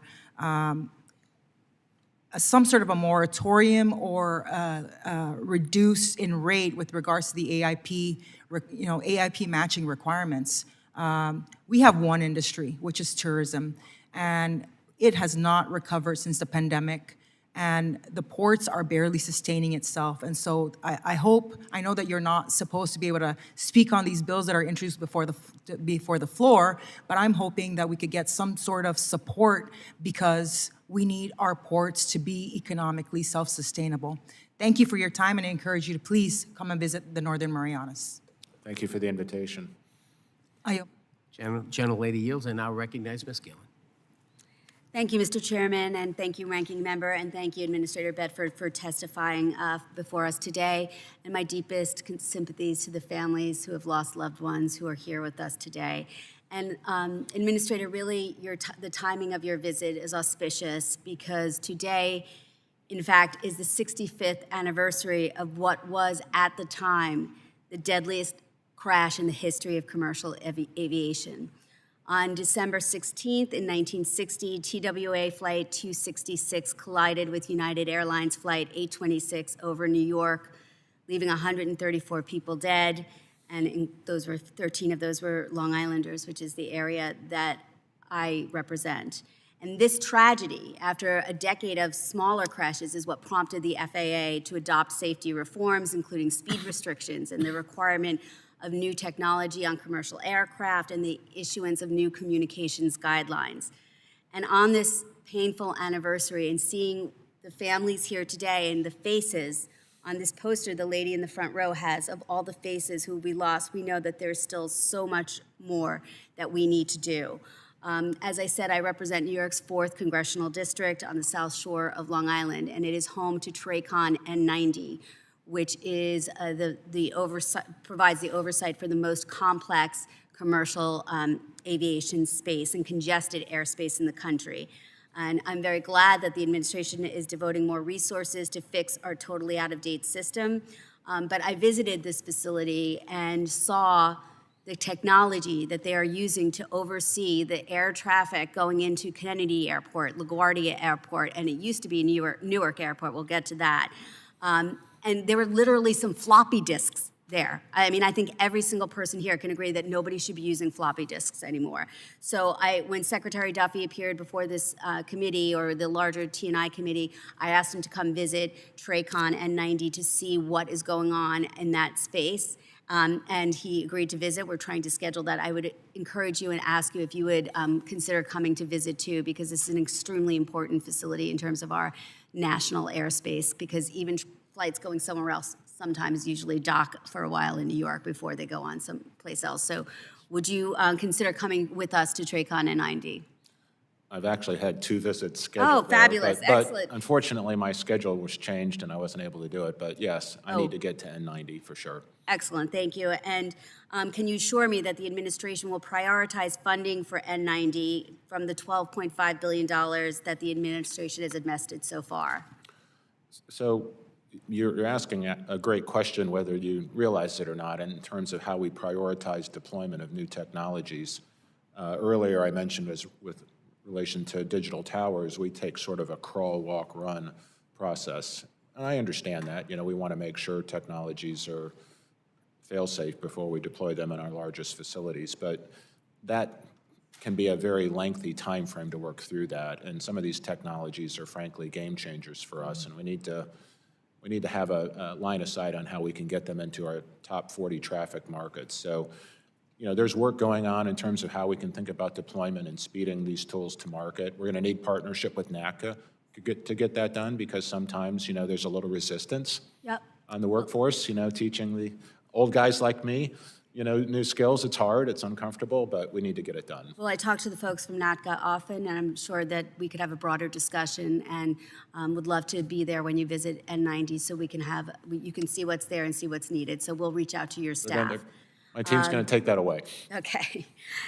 So again, I spoke earlier about overseeing the most congested airspace. Unfortunately, in the prior administration, there was a decision made that they would take some of the air traffic controllers that oversee Newark Airport and move them to a remote location in Philadelphia instead of keeping them with the air traffic controllers who oversee Kennedy and LaGuardia. All of these planes are traveling in the same nexus, in the same area. There was a big outcry by NATCA and by the folks who work there talking about the risk to safety that this would pose if you had these Newark controllers down in Philadelphia.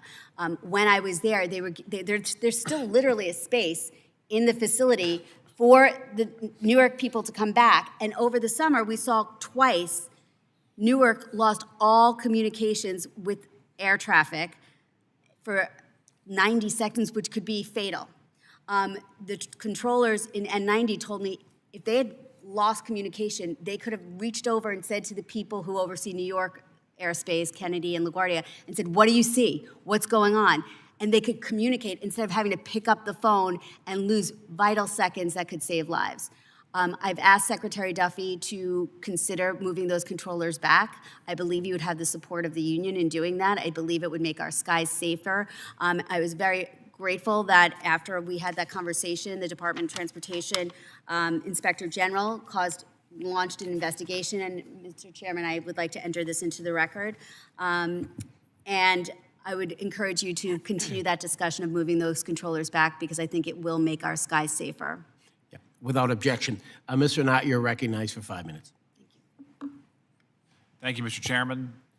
Mr. Bedford, thank you for being here. I do just, as a broad level, I'm a little bit troubled that in this town, it seems like more funding is always the answer, right? And you know, we're $38 trillion in debt. That'll soon hit $39 trillion of debt. And there's no attention given to the process, to the bureaucracy, to the lack of accountability for obviously the waste that we all know exists. And in your opinion, sir, in terms of the outdated technology that is obvious, we just heard my colleague talk about the use of floppy disks. I don't even know where you buy floppy disks.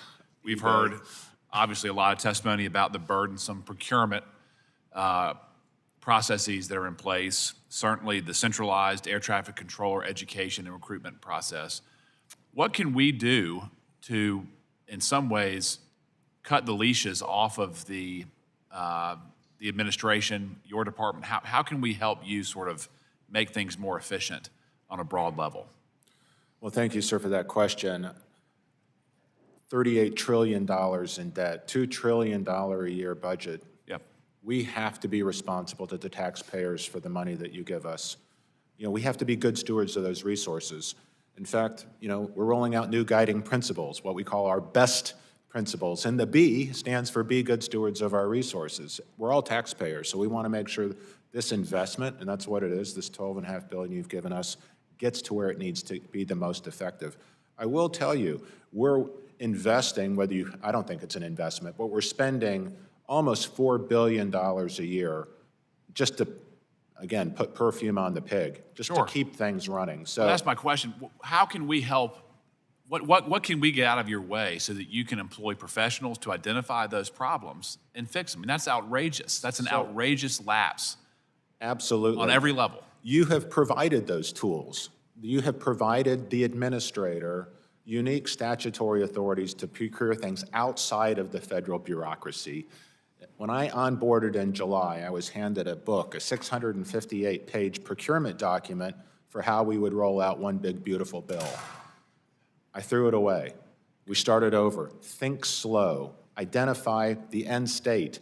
Then figure out how we're going to get from here to there. These are not normal government processes, but in industry, this is how we get stuff done quickly and we get it done on budget. And that's the program that we're running, for the $12.5 billion. So I can sit here and confidently tell you the taxpayers will get an incredible return on their invested capital here. But it's not the end state we want. That next tranche of funding is going to transform, I don't use that word lightly, it will transform our national airspace and make it the envy of the world. Well, we built the envy of the world without a centralized bureaucracy. And it seems from where I sit, sir, that sort of the bureaucratic systems that were written and implemented to prevent failure have all but enshrined failure. When you're still using floppy disks, that makes everybody less safe. That makes the agency less effective. And if there's something that we can do from a legislative standpoint to give you the freedom, the flexibility, I hope you'll let us know quickly so that we can continue to work together. Again, sir, I think I have it. You just have to continue to encourage me to use it. And I promise you, we are using that authority now. It's uncomfortable for the bureaucracy. Some of them will leave. There will be turnover associated with that as we turn these processes on their head, but it's helpful. Good. And just for your knowledge, sir, I'm working with colleagues across the aisle to introduce a bill called the Aviation Supply Chain Safety and Security Digitization Act of 2025. It commissions a study so that we can go through the procurement procedures to really digitize, to remove the papering of that process.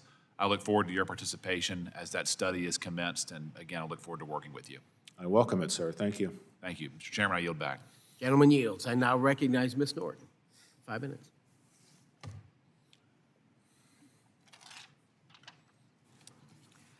I strongly oppose Section 373 in the Defense Authorization Bill the Senate is expected to send to the President this week. This provision would allow helicopters flying in certain airspaces, including near DCA, to have their ADSB transponders turned off. Earlier this year, I wrote a letter to the FAA demanding that all helicopters flying near DCA be required to use their transponders. I have yet to receive a response. Mr. Bedford, does the FAA support requiring all helicopters in the airspace near DCA, other than those transporting the President and the Vice President, or those in use during a national emergency, to broadcast their position using ADSB out? Thank you for that question, madam. It's not customary for the agency to take a position on pending legislation. It is customary, however, when legislation is working through the process, that staff or members will seek the FAA's consulting authority, so a technical consultation or a technical advisory. I can tell you, as it relates to Section 373, that did not happen. The FAA was not consulted with, or no advisory or consultation was requested. So we didn't see Section 373 until last week. Having said all that, I want to assure you, the members of the committee, the families of 5342, that we are not going to go back to the way the Capital Region airspace was managed prior to January 29th. All the mitigation that has been put in place to separate mixed traffic, closing helicopter routes, eliminating virtual separations, and separating non-transponding traffic in the rare happenstance, that will continue. As co-chair of the Quiet Skies Caucus and the member who represents the District of Columbia, which is plagued by airplane and helicopter noise, I am pleased we were able to include provisions to combat aviation noise in the FAA Reauthorization Act of 2024. The FAA has not done enough to reduce and mitigate aviation noise. With this law, the FAA has a mandate to do more to combat aviation noise and engage more with the public on aviation noise. Mr. Bedford, what is the implementation status of the aviation noise provisions in last year's FAA reauthorization law, particularly the Aircraft Noise Advisory Committee? Thank you for that question. I don't want to get over my skis here, having been in the office for 5 months. My understanding is that the committee has been formed, that the advisory response that we've gotten is being put into effect. I will say that noise is going to be a continued problem for us. I mean, there's demands to continue to expand aviation resources across the country, whether that's drones, advanced air mobility, soon the inclusion of potential supersonic. So we have natural conflicts in terms of the economy wanting to grow through airspace and the fact that people are moving closer and closer to airports. It creates some real challenges for us. I do think modernization gives us our best opportunity to mitigate noise. Let me explain. Today, when we're either short-staffed or our technology can't keep up with the demands, we tend to put airplanes into longer miles in trail, which naturally means that they're flying at lower altitudes longer and at lower power settings over neighborhoods. In a modernized system, we can actually find a precise point in time where that airplane at altitude will hit its arrival gate, and it can descend on a low power off or power idle descent, significantly reducing noise and also minimizing the amount of time and space they are over local neighborhoods. So I think modernization in and of itself will help us significantly reduce or abate noise, but it's always going to be a challenge, and I'm sure we're never going to be able to completely measure up to communities' expectations for noise mitigation. Gentlelady yields. I now recognize Mr. Vandrew. Thank you, Chairman. Thank you, Administrator, for being here. You know that we still have the greatest aviation system in the world, but we also know the truth. Other nations are advancing rapidly, modernizing faster, deploying faster, using new technology faster, and it demands our attention, and I know you're on it. The United States of America must not, we cannot, we will not fail, and I know you're on that as well. And that's why Congress, as you know, is very clear in the FAA Reauthorization Act, something that many of us, a few of us, were deeply involved with of 2024. The FAA must not only maintain safety, but has to be responsible for rapidly integrating new aircraft, new systems, new ideas, new technologies, all the things you've been talking about all morning. And it's got to be done.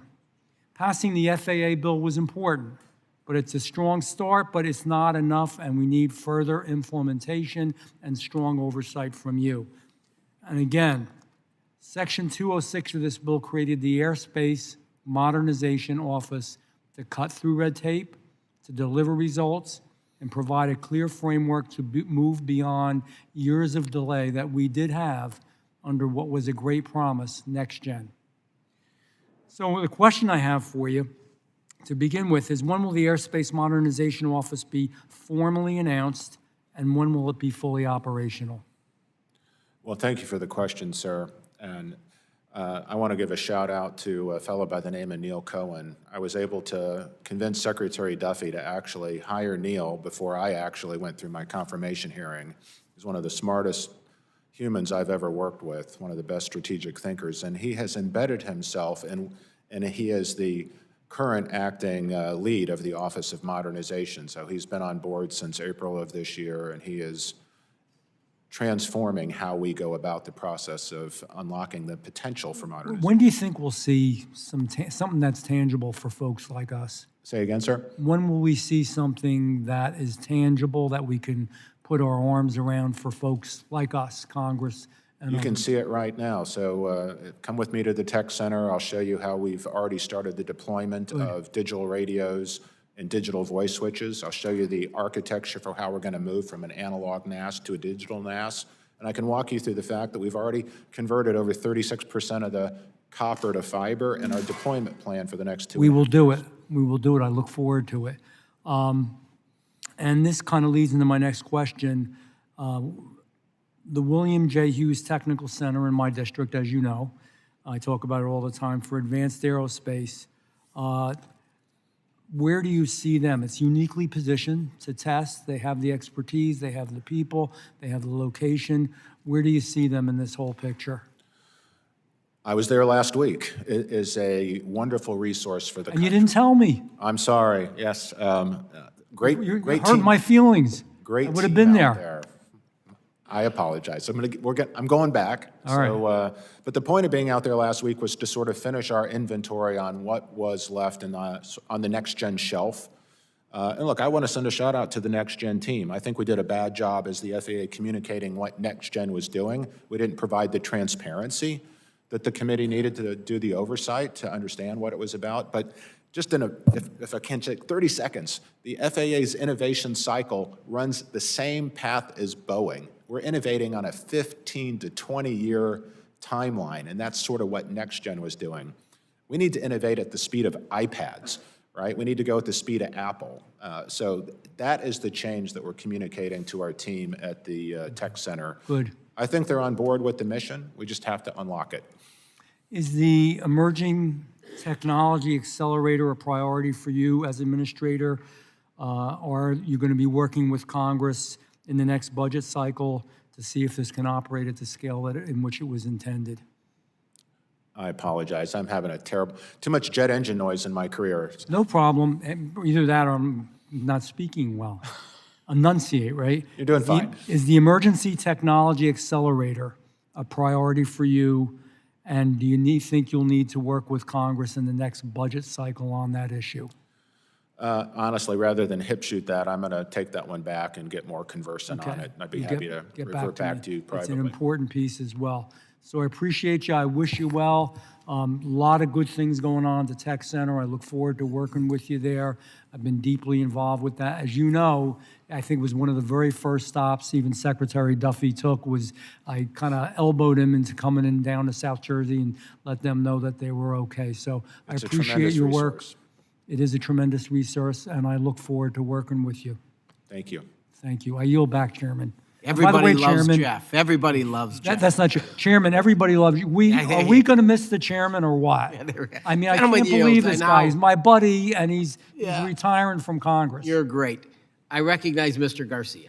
Thank you, Chairman and Ranking Member, and thank you, Mr. Bedford, for being here today. From the deadly collision over DCA nearly a year ago to our air traffic controllers feeling the squeeze of the longest government shutdown in history, our national airspace system has been under considerable strain. I look forward to working with the FAA to hold our aviation community to a higher standard of safety. In that spirit, my first question focuses on aircraft minimum crew standards. Earlier this year, the FAA approved American Airlines' request to operate its new Boeing 787-9P with a minimum crew of just 7 flight attendants. This means that not all exit doors will be staffed by the flight attendants to evacuate this wide-body aircraft in case of an emergency. A single flight attendant would be left to evacuate hundreds of passengers through 2 emergency exits on opposite sides of a wide-body aircraft. The basis of aviation safety is redundancy, yet unmanned emergency door exits undermine this critical concept and could result in panicked passengers operating a door in dangerous conditions. Section 365 of the FAA bill requires the FAA to reassess evacuation standards and how the FAA develops them. Mr. Bedford, as part of that assessment, is the FAA evaluating the crew to exit door ratio on wide-body aircraft and whether too few members can impact evacuation times? Well, thank you for your question, sir. I want to be careful because I haven't studied this issue in detail, so I don't want to misinform you or the committee. I am aware of the requirement to redesign or to address some of the deficiencies in a previous emergency evacuation study that was done. I'm aware that the National Academy of Science provided the FAA with certain elements of the study that they felt need to be corrected in order to have a better proof of concept on our emergency egress procedures. I believe the results of that study are now being incorporated into what would be another retest, if you will. I'm not exactly sure when that's going to get done, but I know the work is being done, and it's important work. We saw, certainly through the emergency issues with the American Brake Fire in Denver, difficulty getting folks off the airplane. I think that's as much educating the traveling public that they need to listen to our flight attendants, the safety professionals on board, that not to take their personal effects, to have an orderly evacuation. So I think we have work to do on public education. Well, thank you for that, and I know that flight attendants and other workers are eager to continue the engagement. Next, I'd like to bring your attention to the workforce that keeps our airports running.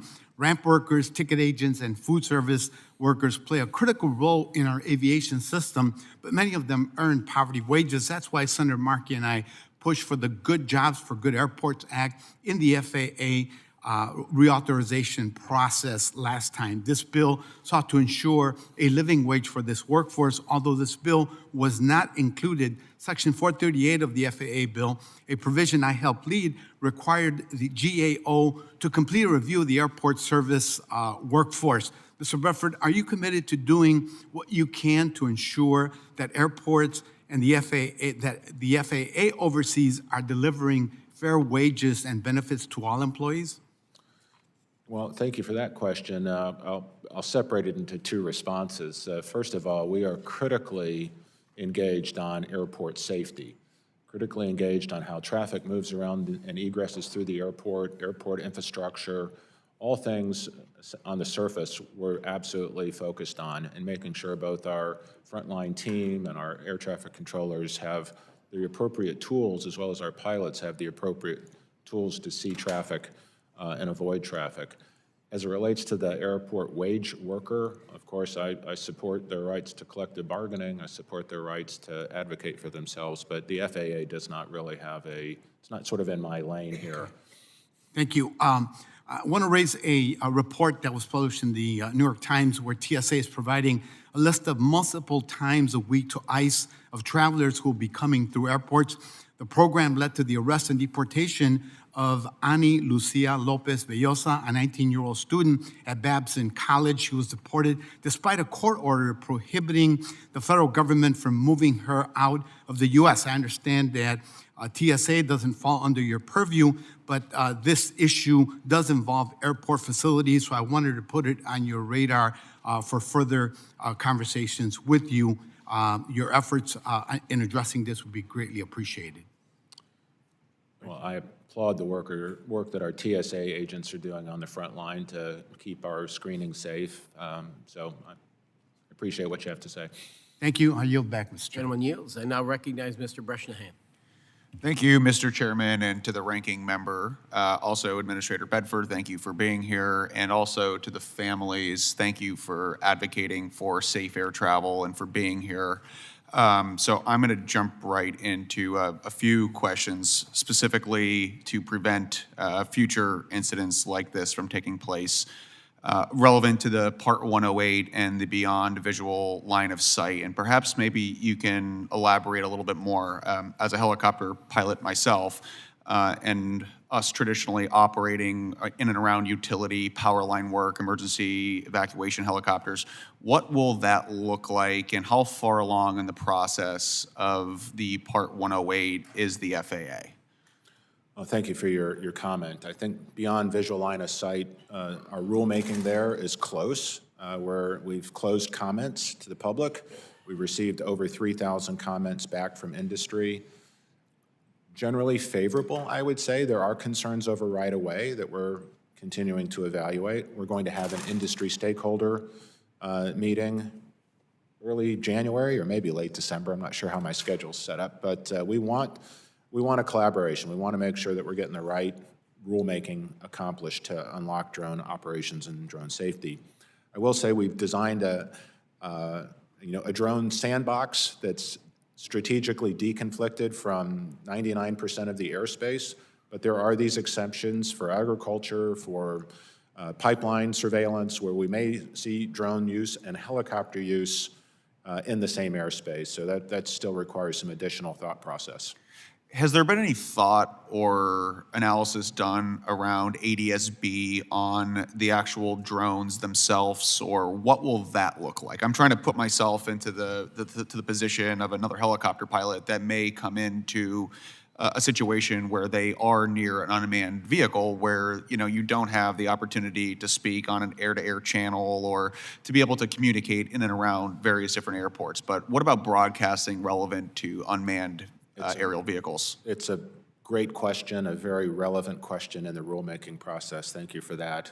Obviously belies your experience as a helicopter pilot. So you can imagine having drones actually transpond becomes a challenge in terms of drone design, weight, and it obviously mitigates payload capability. So the better course of action would appear to be to have the aircraft transpond. And right now, the rulemaking would require drones to be able to see ADS-B out signals and avoid and detect and avoid the traffic. So now it's a conversation of how do we talk to the crop duster pilot, how do we talk to the helicopter pilot, or how do we block perhaps hospitals, geo-deconflict them, for helicopters moving in that space. How do we get them to broadcast as part of unlocking drone dominance? Well, I think that's a great transition to my next question about how close are we to mandating ADS-B and having it become mandatory for traditional aircraft? Well, thank you for the question. I want to be careful because we're not supposed to opine on pending legislation, and that sounds very, very close to let's go with your instincts. The Rotor Act. As a pilot, I love it. Right? As a pilot, I think we want more situational awareness, not less. More information is always better. As a private pilot, as a recreational pilot, I do have concerns about the cost if we use traditional FAA methods and say it has to be embedded on an airplane. I'm not going to want to buy a $50,000 upgrade for my, Cessna 172. But if I can get an ADS-B out-like device, one with equivalent capability, a portable device I can buy for $99. Sure. I'm encouraged. Now, there's a second issue on privacy that we need to address. I think a lot of private pilots really don't want their ADS-B information taken and published. But I think all of those issues we can address to the entire aviation user's desire, and that would be the end state as a pilot I would like to see without commenting as my position as FAA administrator. Well, I certainly appreciate the commentary on the privacy as someone that does fly and who does broadcast his location. It certainly becomes a safety-sensitive situation, also relevant to privacy. I have 20 seconds left, but I want to talk about and commend the FAA for bridging the gap on workforce shortages relevant to controllers. And I've heard from colleges in my district, including Lackawanna College, Community College, Luzerne County Community College, about wanting to expand the program for the Enhanced Air Traffic Collegiate Training Initiative, and would love to work with the FAA and our office about looking to bring those programs into northeastern Pennsylvania. It'd be a pleasure. Thank you. I yield. Gentleman yields, and I'll recognize Mr. DeSaunier. Thank you, Mr. Chairman. Thank you for your testimony today and the challenges you have professionally And what my questions were, how do we measure the success of what this committee's done and your deployment of that? And I've heard a lot of good things here today, but also have some concerns. I entered this when there was a near miss 11 years ago at SFO, where we came 54 feet with an Air Canada flight landing on 3 loaded planes on a taxiway, and they didn't read the notice to airmen and the whole series. So the first performance standard is, how are we doing on near misses? So when we started this process and reauthorization, and what I'm looking here for is simple measurements, and then I'll have a follow-up question about how we can get into more details.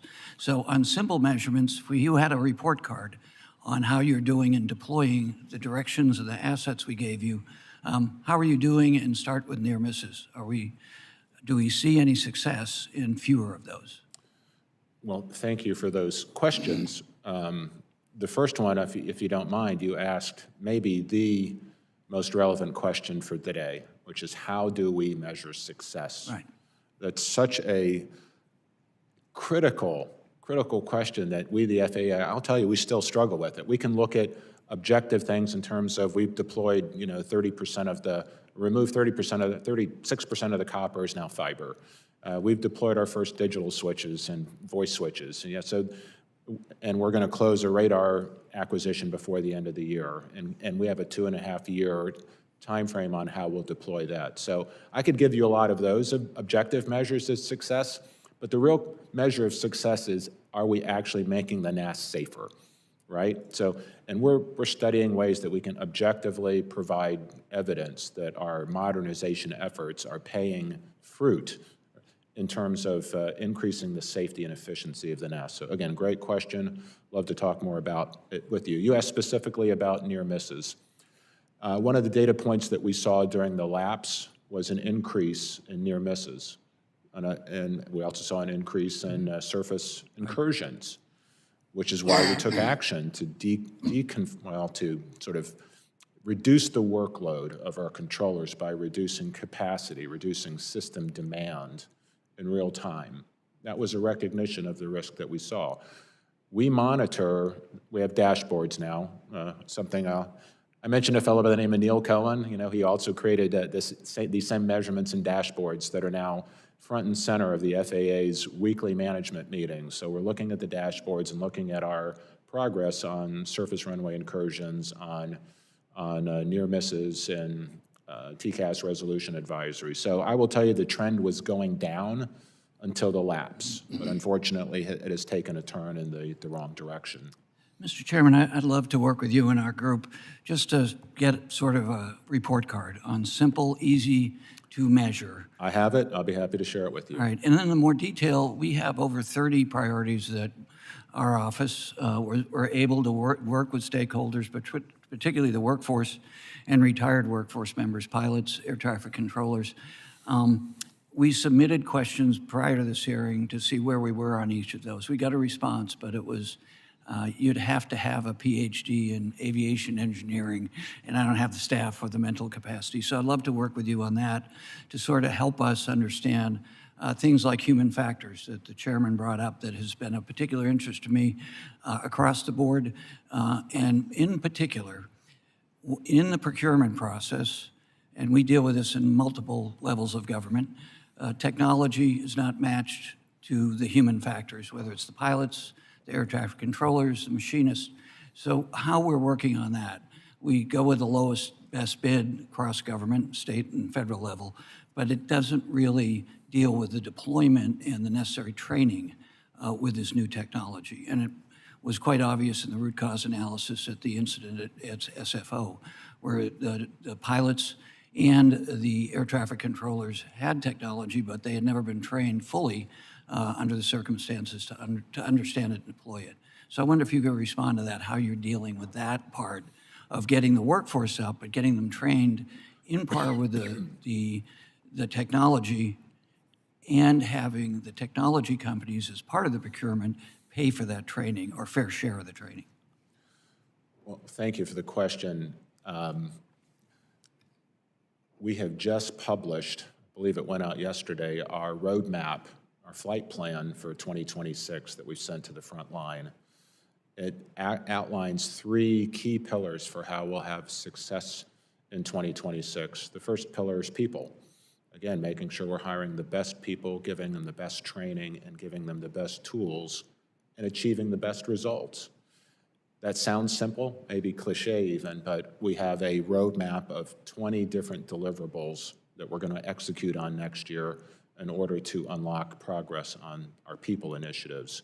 And hopefully that'll improve culture. The second silo, of course, is safety. And there are so much low-hanging fruit that we can bring to bear through some level of FAA reorganization. Today we have safety elements siloed in 8 different lines of business. And they don't talk to each other, sir. They don't collaborate across the FAA agency landscape. In fact, in some ways, they compete against one another. We are going to deconstruct that, and we're going to create an integrated FAA safety process, one FAA safety management system focused on identifying and then mitigating risks quickly. That's on our to-do list. And then finally is modernization. These 3 things will work together to create an FAA that's transparent, accountable, and most importantly, effective. And I think that's really what this committee expects, is an FAA that can deliver effective oversight of the aviation ecosystem and assure the traveling public that they're getting the safest travel experience, bar none. The gentleman yields. I now recognize Ms. Hoyle. Thank you so much. Administrator Bedford, thank you so much for being here. And I want to thank you and Secretary Duffy for continuing to engage with Congress following the tragedy at DCA. We were just at the Wright Memorial Dinner where we honored the first responders and Jennifer Hamady and for their efforts after the U.S. military, U.S. passenger aircraft incursion at DCA. And that was the first day that Secretary Duffy started his job, and I know how much that impacted him. 67 people did not make it home after that collision. Families lost loved ones in an instant in what should have been a routine flight. And it happened in one of the most crowded airspaces in the country, and I'm concerned that we, and I mean Congress, is moving in the wrong direction as we added slots at DCA and then created exemptions overriding Secretary Duffy for military aircraft operating in that same airspace. In airspace like that, the question is whether the entire air traffic control system, people, technology, coordination, can reliably manage the complexity we've built into it. So we've made a serious down payment on modernizing air traffic control with the Infrastructure Investment and Jobs Act, but that won't alone finish the job. So my question is, what are we missing? I know this is a priority for yourself and Secretary Duffy. It's also a priority, bipartisan priority for us. What can we do to further support you in that effort? Well, thank you so much for that offer of support. The FAA's charge is to maintain the safety of the NAS. You know, that's our mission, and we're going to stay on that mission. And I don't know exactly what was contemplated in terms of some of the legislation that's sort of moving around here, but I want to assure this committee, especially want to assure the families of 5342, there's no going back. There's no rolling back the safety procedures that we put in place since that horrific evening. So I'll assure the committee that if you can continue to help us advocate for our mission as being the custodians of airspace safety and design, that would be appreciated, but I can tell you our vigilance isn't waning. Thank you. And can you talk about some of the things that you have done and what you intend to do within that air traffic control system? Absolutely. To update it, like long overdue update. Sure. So in the prior to my onboarding at FAA, so give credit to Secretary Duffy and Acting Administrator Rochelot and the rest of the team. As you said, it was his first day on the job, and I know it deeply moved him, and he is an excellent partner for me, a great boss to have as we talk about modernizing the air traffic control system. his heart, the president's heart, are clearly in the right space here, as is Congress. So thank you again so much for your continued support and advocacy and the checkbook. Very much appreciated. The agency quickly moved to deconflict the airspace. No more mixed traffic in the Capital Region airspace. Doesn't happen anymore. Not going to happen in the future. Let's be clear. Second thing is we terminated all visual separation. We don't allow visual separation any longer. And then, of course, we've completely canceled several helicopter routes. So we've essentially moved the helicopter traffic out of the Capital Region. It's certainly less convenient for people who might otherwise have wanted to take the shortcut, but if they want to fly, they can fly. They just have to simply move around the traffic. So they can still get there, I want to be clear. And I also want to make sure you understand the military has been good partners for us in these changes. We have a memorandum of agreement with the military. They have respected that. They continue to respect it. I'm not aware of any desire to change that. But again, all of that learning has been embedded in that operating agreement. And then we took that learning and we went across the nation and we looked for places where we saw mixed-use traffic, Las Vegas.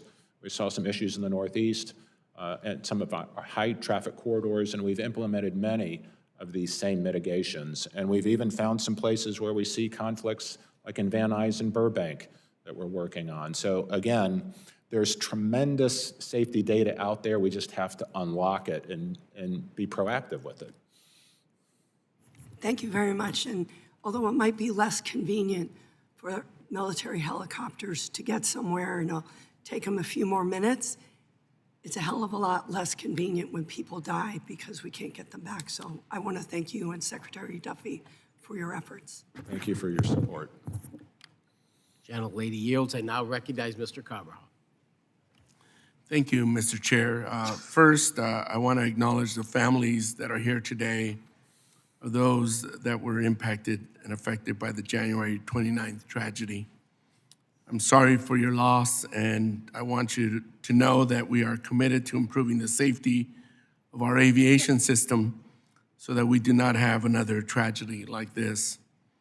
Administrator Bedford, you have a tough job. Welcome. In California, communities near both major airports and growing spaceport activity are experiencing increased noise as operations expand. This is something I consistently hear from my constituents on the Central Coast. How is the FAA addressing the cumulative noise impacts from traditional aviation and commercial space launches? And does the agency believe its current noise standards adequately reflect these evolving operations? That's a really difficult question, sir, but thank you for it all the same. The cadence of space launches has increased exponentially. It took us 35 years to get to 1,000 launches. We'll do the next 1,000 launches in less than 4 years. So it's remarkable. We're seeing launch cadence now across the NAS that are multiple launches a day. It's both remarkable, and yet it creates significant demands on what we do to meet the industry's tempo for commercial space development. But it's also a fantastic time to be in aviation. We're seeing the same challenges with drones, the same challenges with advanced air mobility. And let's talk about supersonic in 2027. So the reality is, as we unlock all of these new technologies and these new innovations, which frankly for our economy are amazing, and to keep that innovation here in the United States and to develop those competencies here with our workforce, again, tremendous opportunity for economic growth. But it's always going to come at a cost of noise. So I don't know that we have great noise solutions other than what I mentioned earlier. As part of our modernization process, we can keep noise higher in the atmosphere than we do today with modernization. As we go to strategic trajectory-based management, we can actually have airplanes hit a point in space in altitude, do power-off descents into the airspace environment and land safely. And I think we can do a lot through our modernization efforts to abate noise. But again, we've got to finish that job. Thank you. I want to encourage you to work with the Department of Defense, who is currently looking at the supersonic noise issue and continue to look at our standards, because at the end of the day, if we don't look at the thresholds of sound and the impact that they're having on communities, we may not be mitigating as appropriately as effectively as we would like to. So I want to encourage you to continue working with the Department of Defense as well. Thank you. Mr. Bedford, airports support innovative approach procedures such as optimized descent profiles to ease airspace bottlenecks, improve airspace safety, and ease community noise concerns. In congested airspace like Florida, New York, and Southern California, such projects are vital to expanding capacity to meet the growing demand for more flights. How will the brand-new air traffic control system address and expedite efforts to improve the airspace navigation across the country? Well, I hope you appreciate the fact that I actually just answered that question in my previous response. So we're thinking exactly the same. Modernizing is the key to unlocking more capacity and reducing noise. And the way we'll do that, and if I'm being perfectly transparent with you, we're going to need the second level of funding, the second tranche of funding. I know the Secretary's on the Hill today and tomorrow, so let me put a plug in for that. The $12.5 billion that you've generously given us allow us to do a significant amount of work that prepares the NAS for that final piece of modernization, which is we need to lift essentially the compute power and the data out of each individual facility. So today, all of that power resides in 350 separate facilities, and one facility can't see the data that the other facility has, requiring significant human intervention to tactically deconflict traffic. In the NAS of the future, we will lift that compute power into the cloud, along with an operating system in the cloud that presents an ability to manage traffic strategically versus tactically, and that's what will unlock the ability to do trajectory-based management and those power-off descents that you mentioned in your question. Thank you. Mr. Chair, since I'm the last one, may I indulge, can I get an extra 30 seconds, please? Yes, sir, go ahead. Thank you, Mr. Chairman. Mr. Bedford, it is my understanding that work related to the FAA's rulemaking process, which is critical to safety, innovation, and getting product to the marketplace, was greatly impacted during the recent government shutdown. Can you share how the agency is working to address critical rulemaking priorities that may have been affected and were congressionally directed? Yes, sir, I can. Thank you. First and foremost, reauthorization 2024 requires us essentially to pull the Office of Rulemaking out of our AVS line of business and put more line of sight for the administrator on the rulemaking process. Sort of early in my tenure to try to understand how rulemaking gets done here, I got the primer, I got the education on it. It's not a pretty process. I mean, and it's not a process that is solely within the FAA agency realm of influence. So there is a myriad of a process management improvement. I think we can have a conversation about how to get that done that will lead to more agility and frankly more responsiveness in terms of how we make rules. But we have acted upon the 2024 reauth requirement to lift the Office of Rulemaking out of our AVS line of business, put more line of sight on it. And I think the rulemaking team's done some great work with Mosaic and now with BVLOS and soon to be Supersonic. So we're there. We want to get it done. Thank you, Mr. Chair. I yield back. Thank you, Mr. Carvajal. We are addressing the noise with it's called the Supersonic Aircraft Modernization Act, and we're going to mark up on Thursday with that. Bipartisan, we have support, so we got to address this outdated restriction. I think it's 1973. But thank you for your time, gentlemen. Yields. Any further questions, any members? I don't see any. This concludes our hearing. I thought it was fantastic. Thank you for being here with us, Administrator Bedford. We look forward to working with you, whether the number is 20 billion or whatever the number is. I believe Mr. Carson and I are all about success and safety in our NAS, and we want to be a force multiplier for you, sir, so we can see success in the future. With that, this hearing will be concluded. I'd like to thank you again. The subcommittee stands adjourned.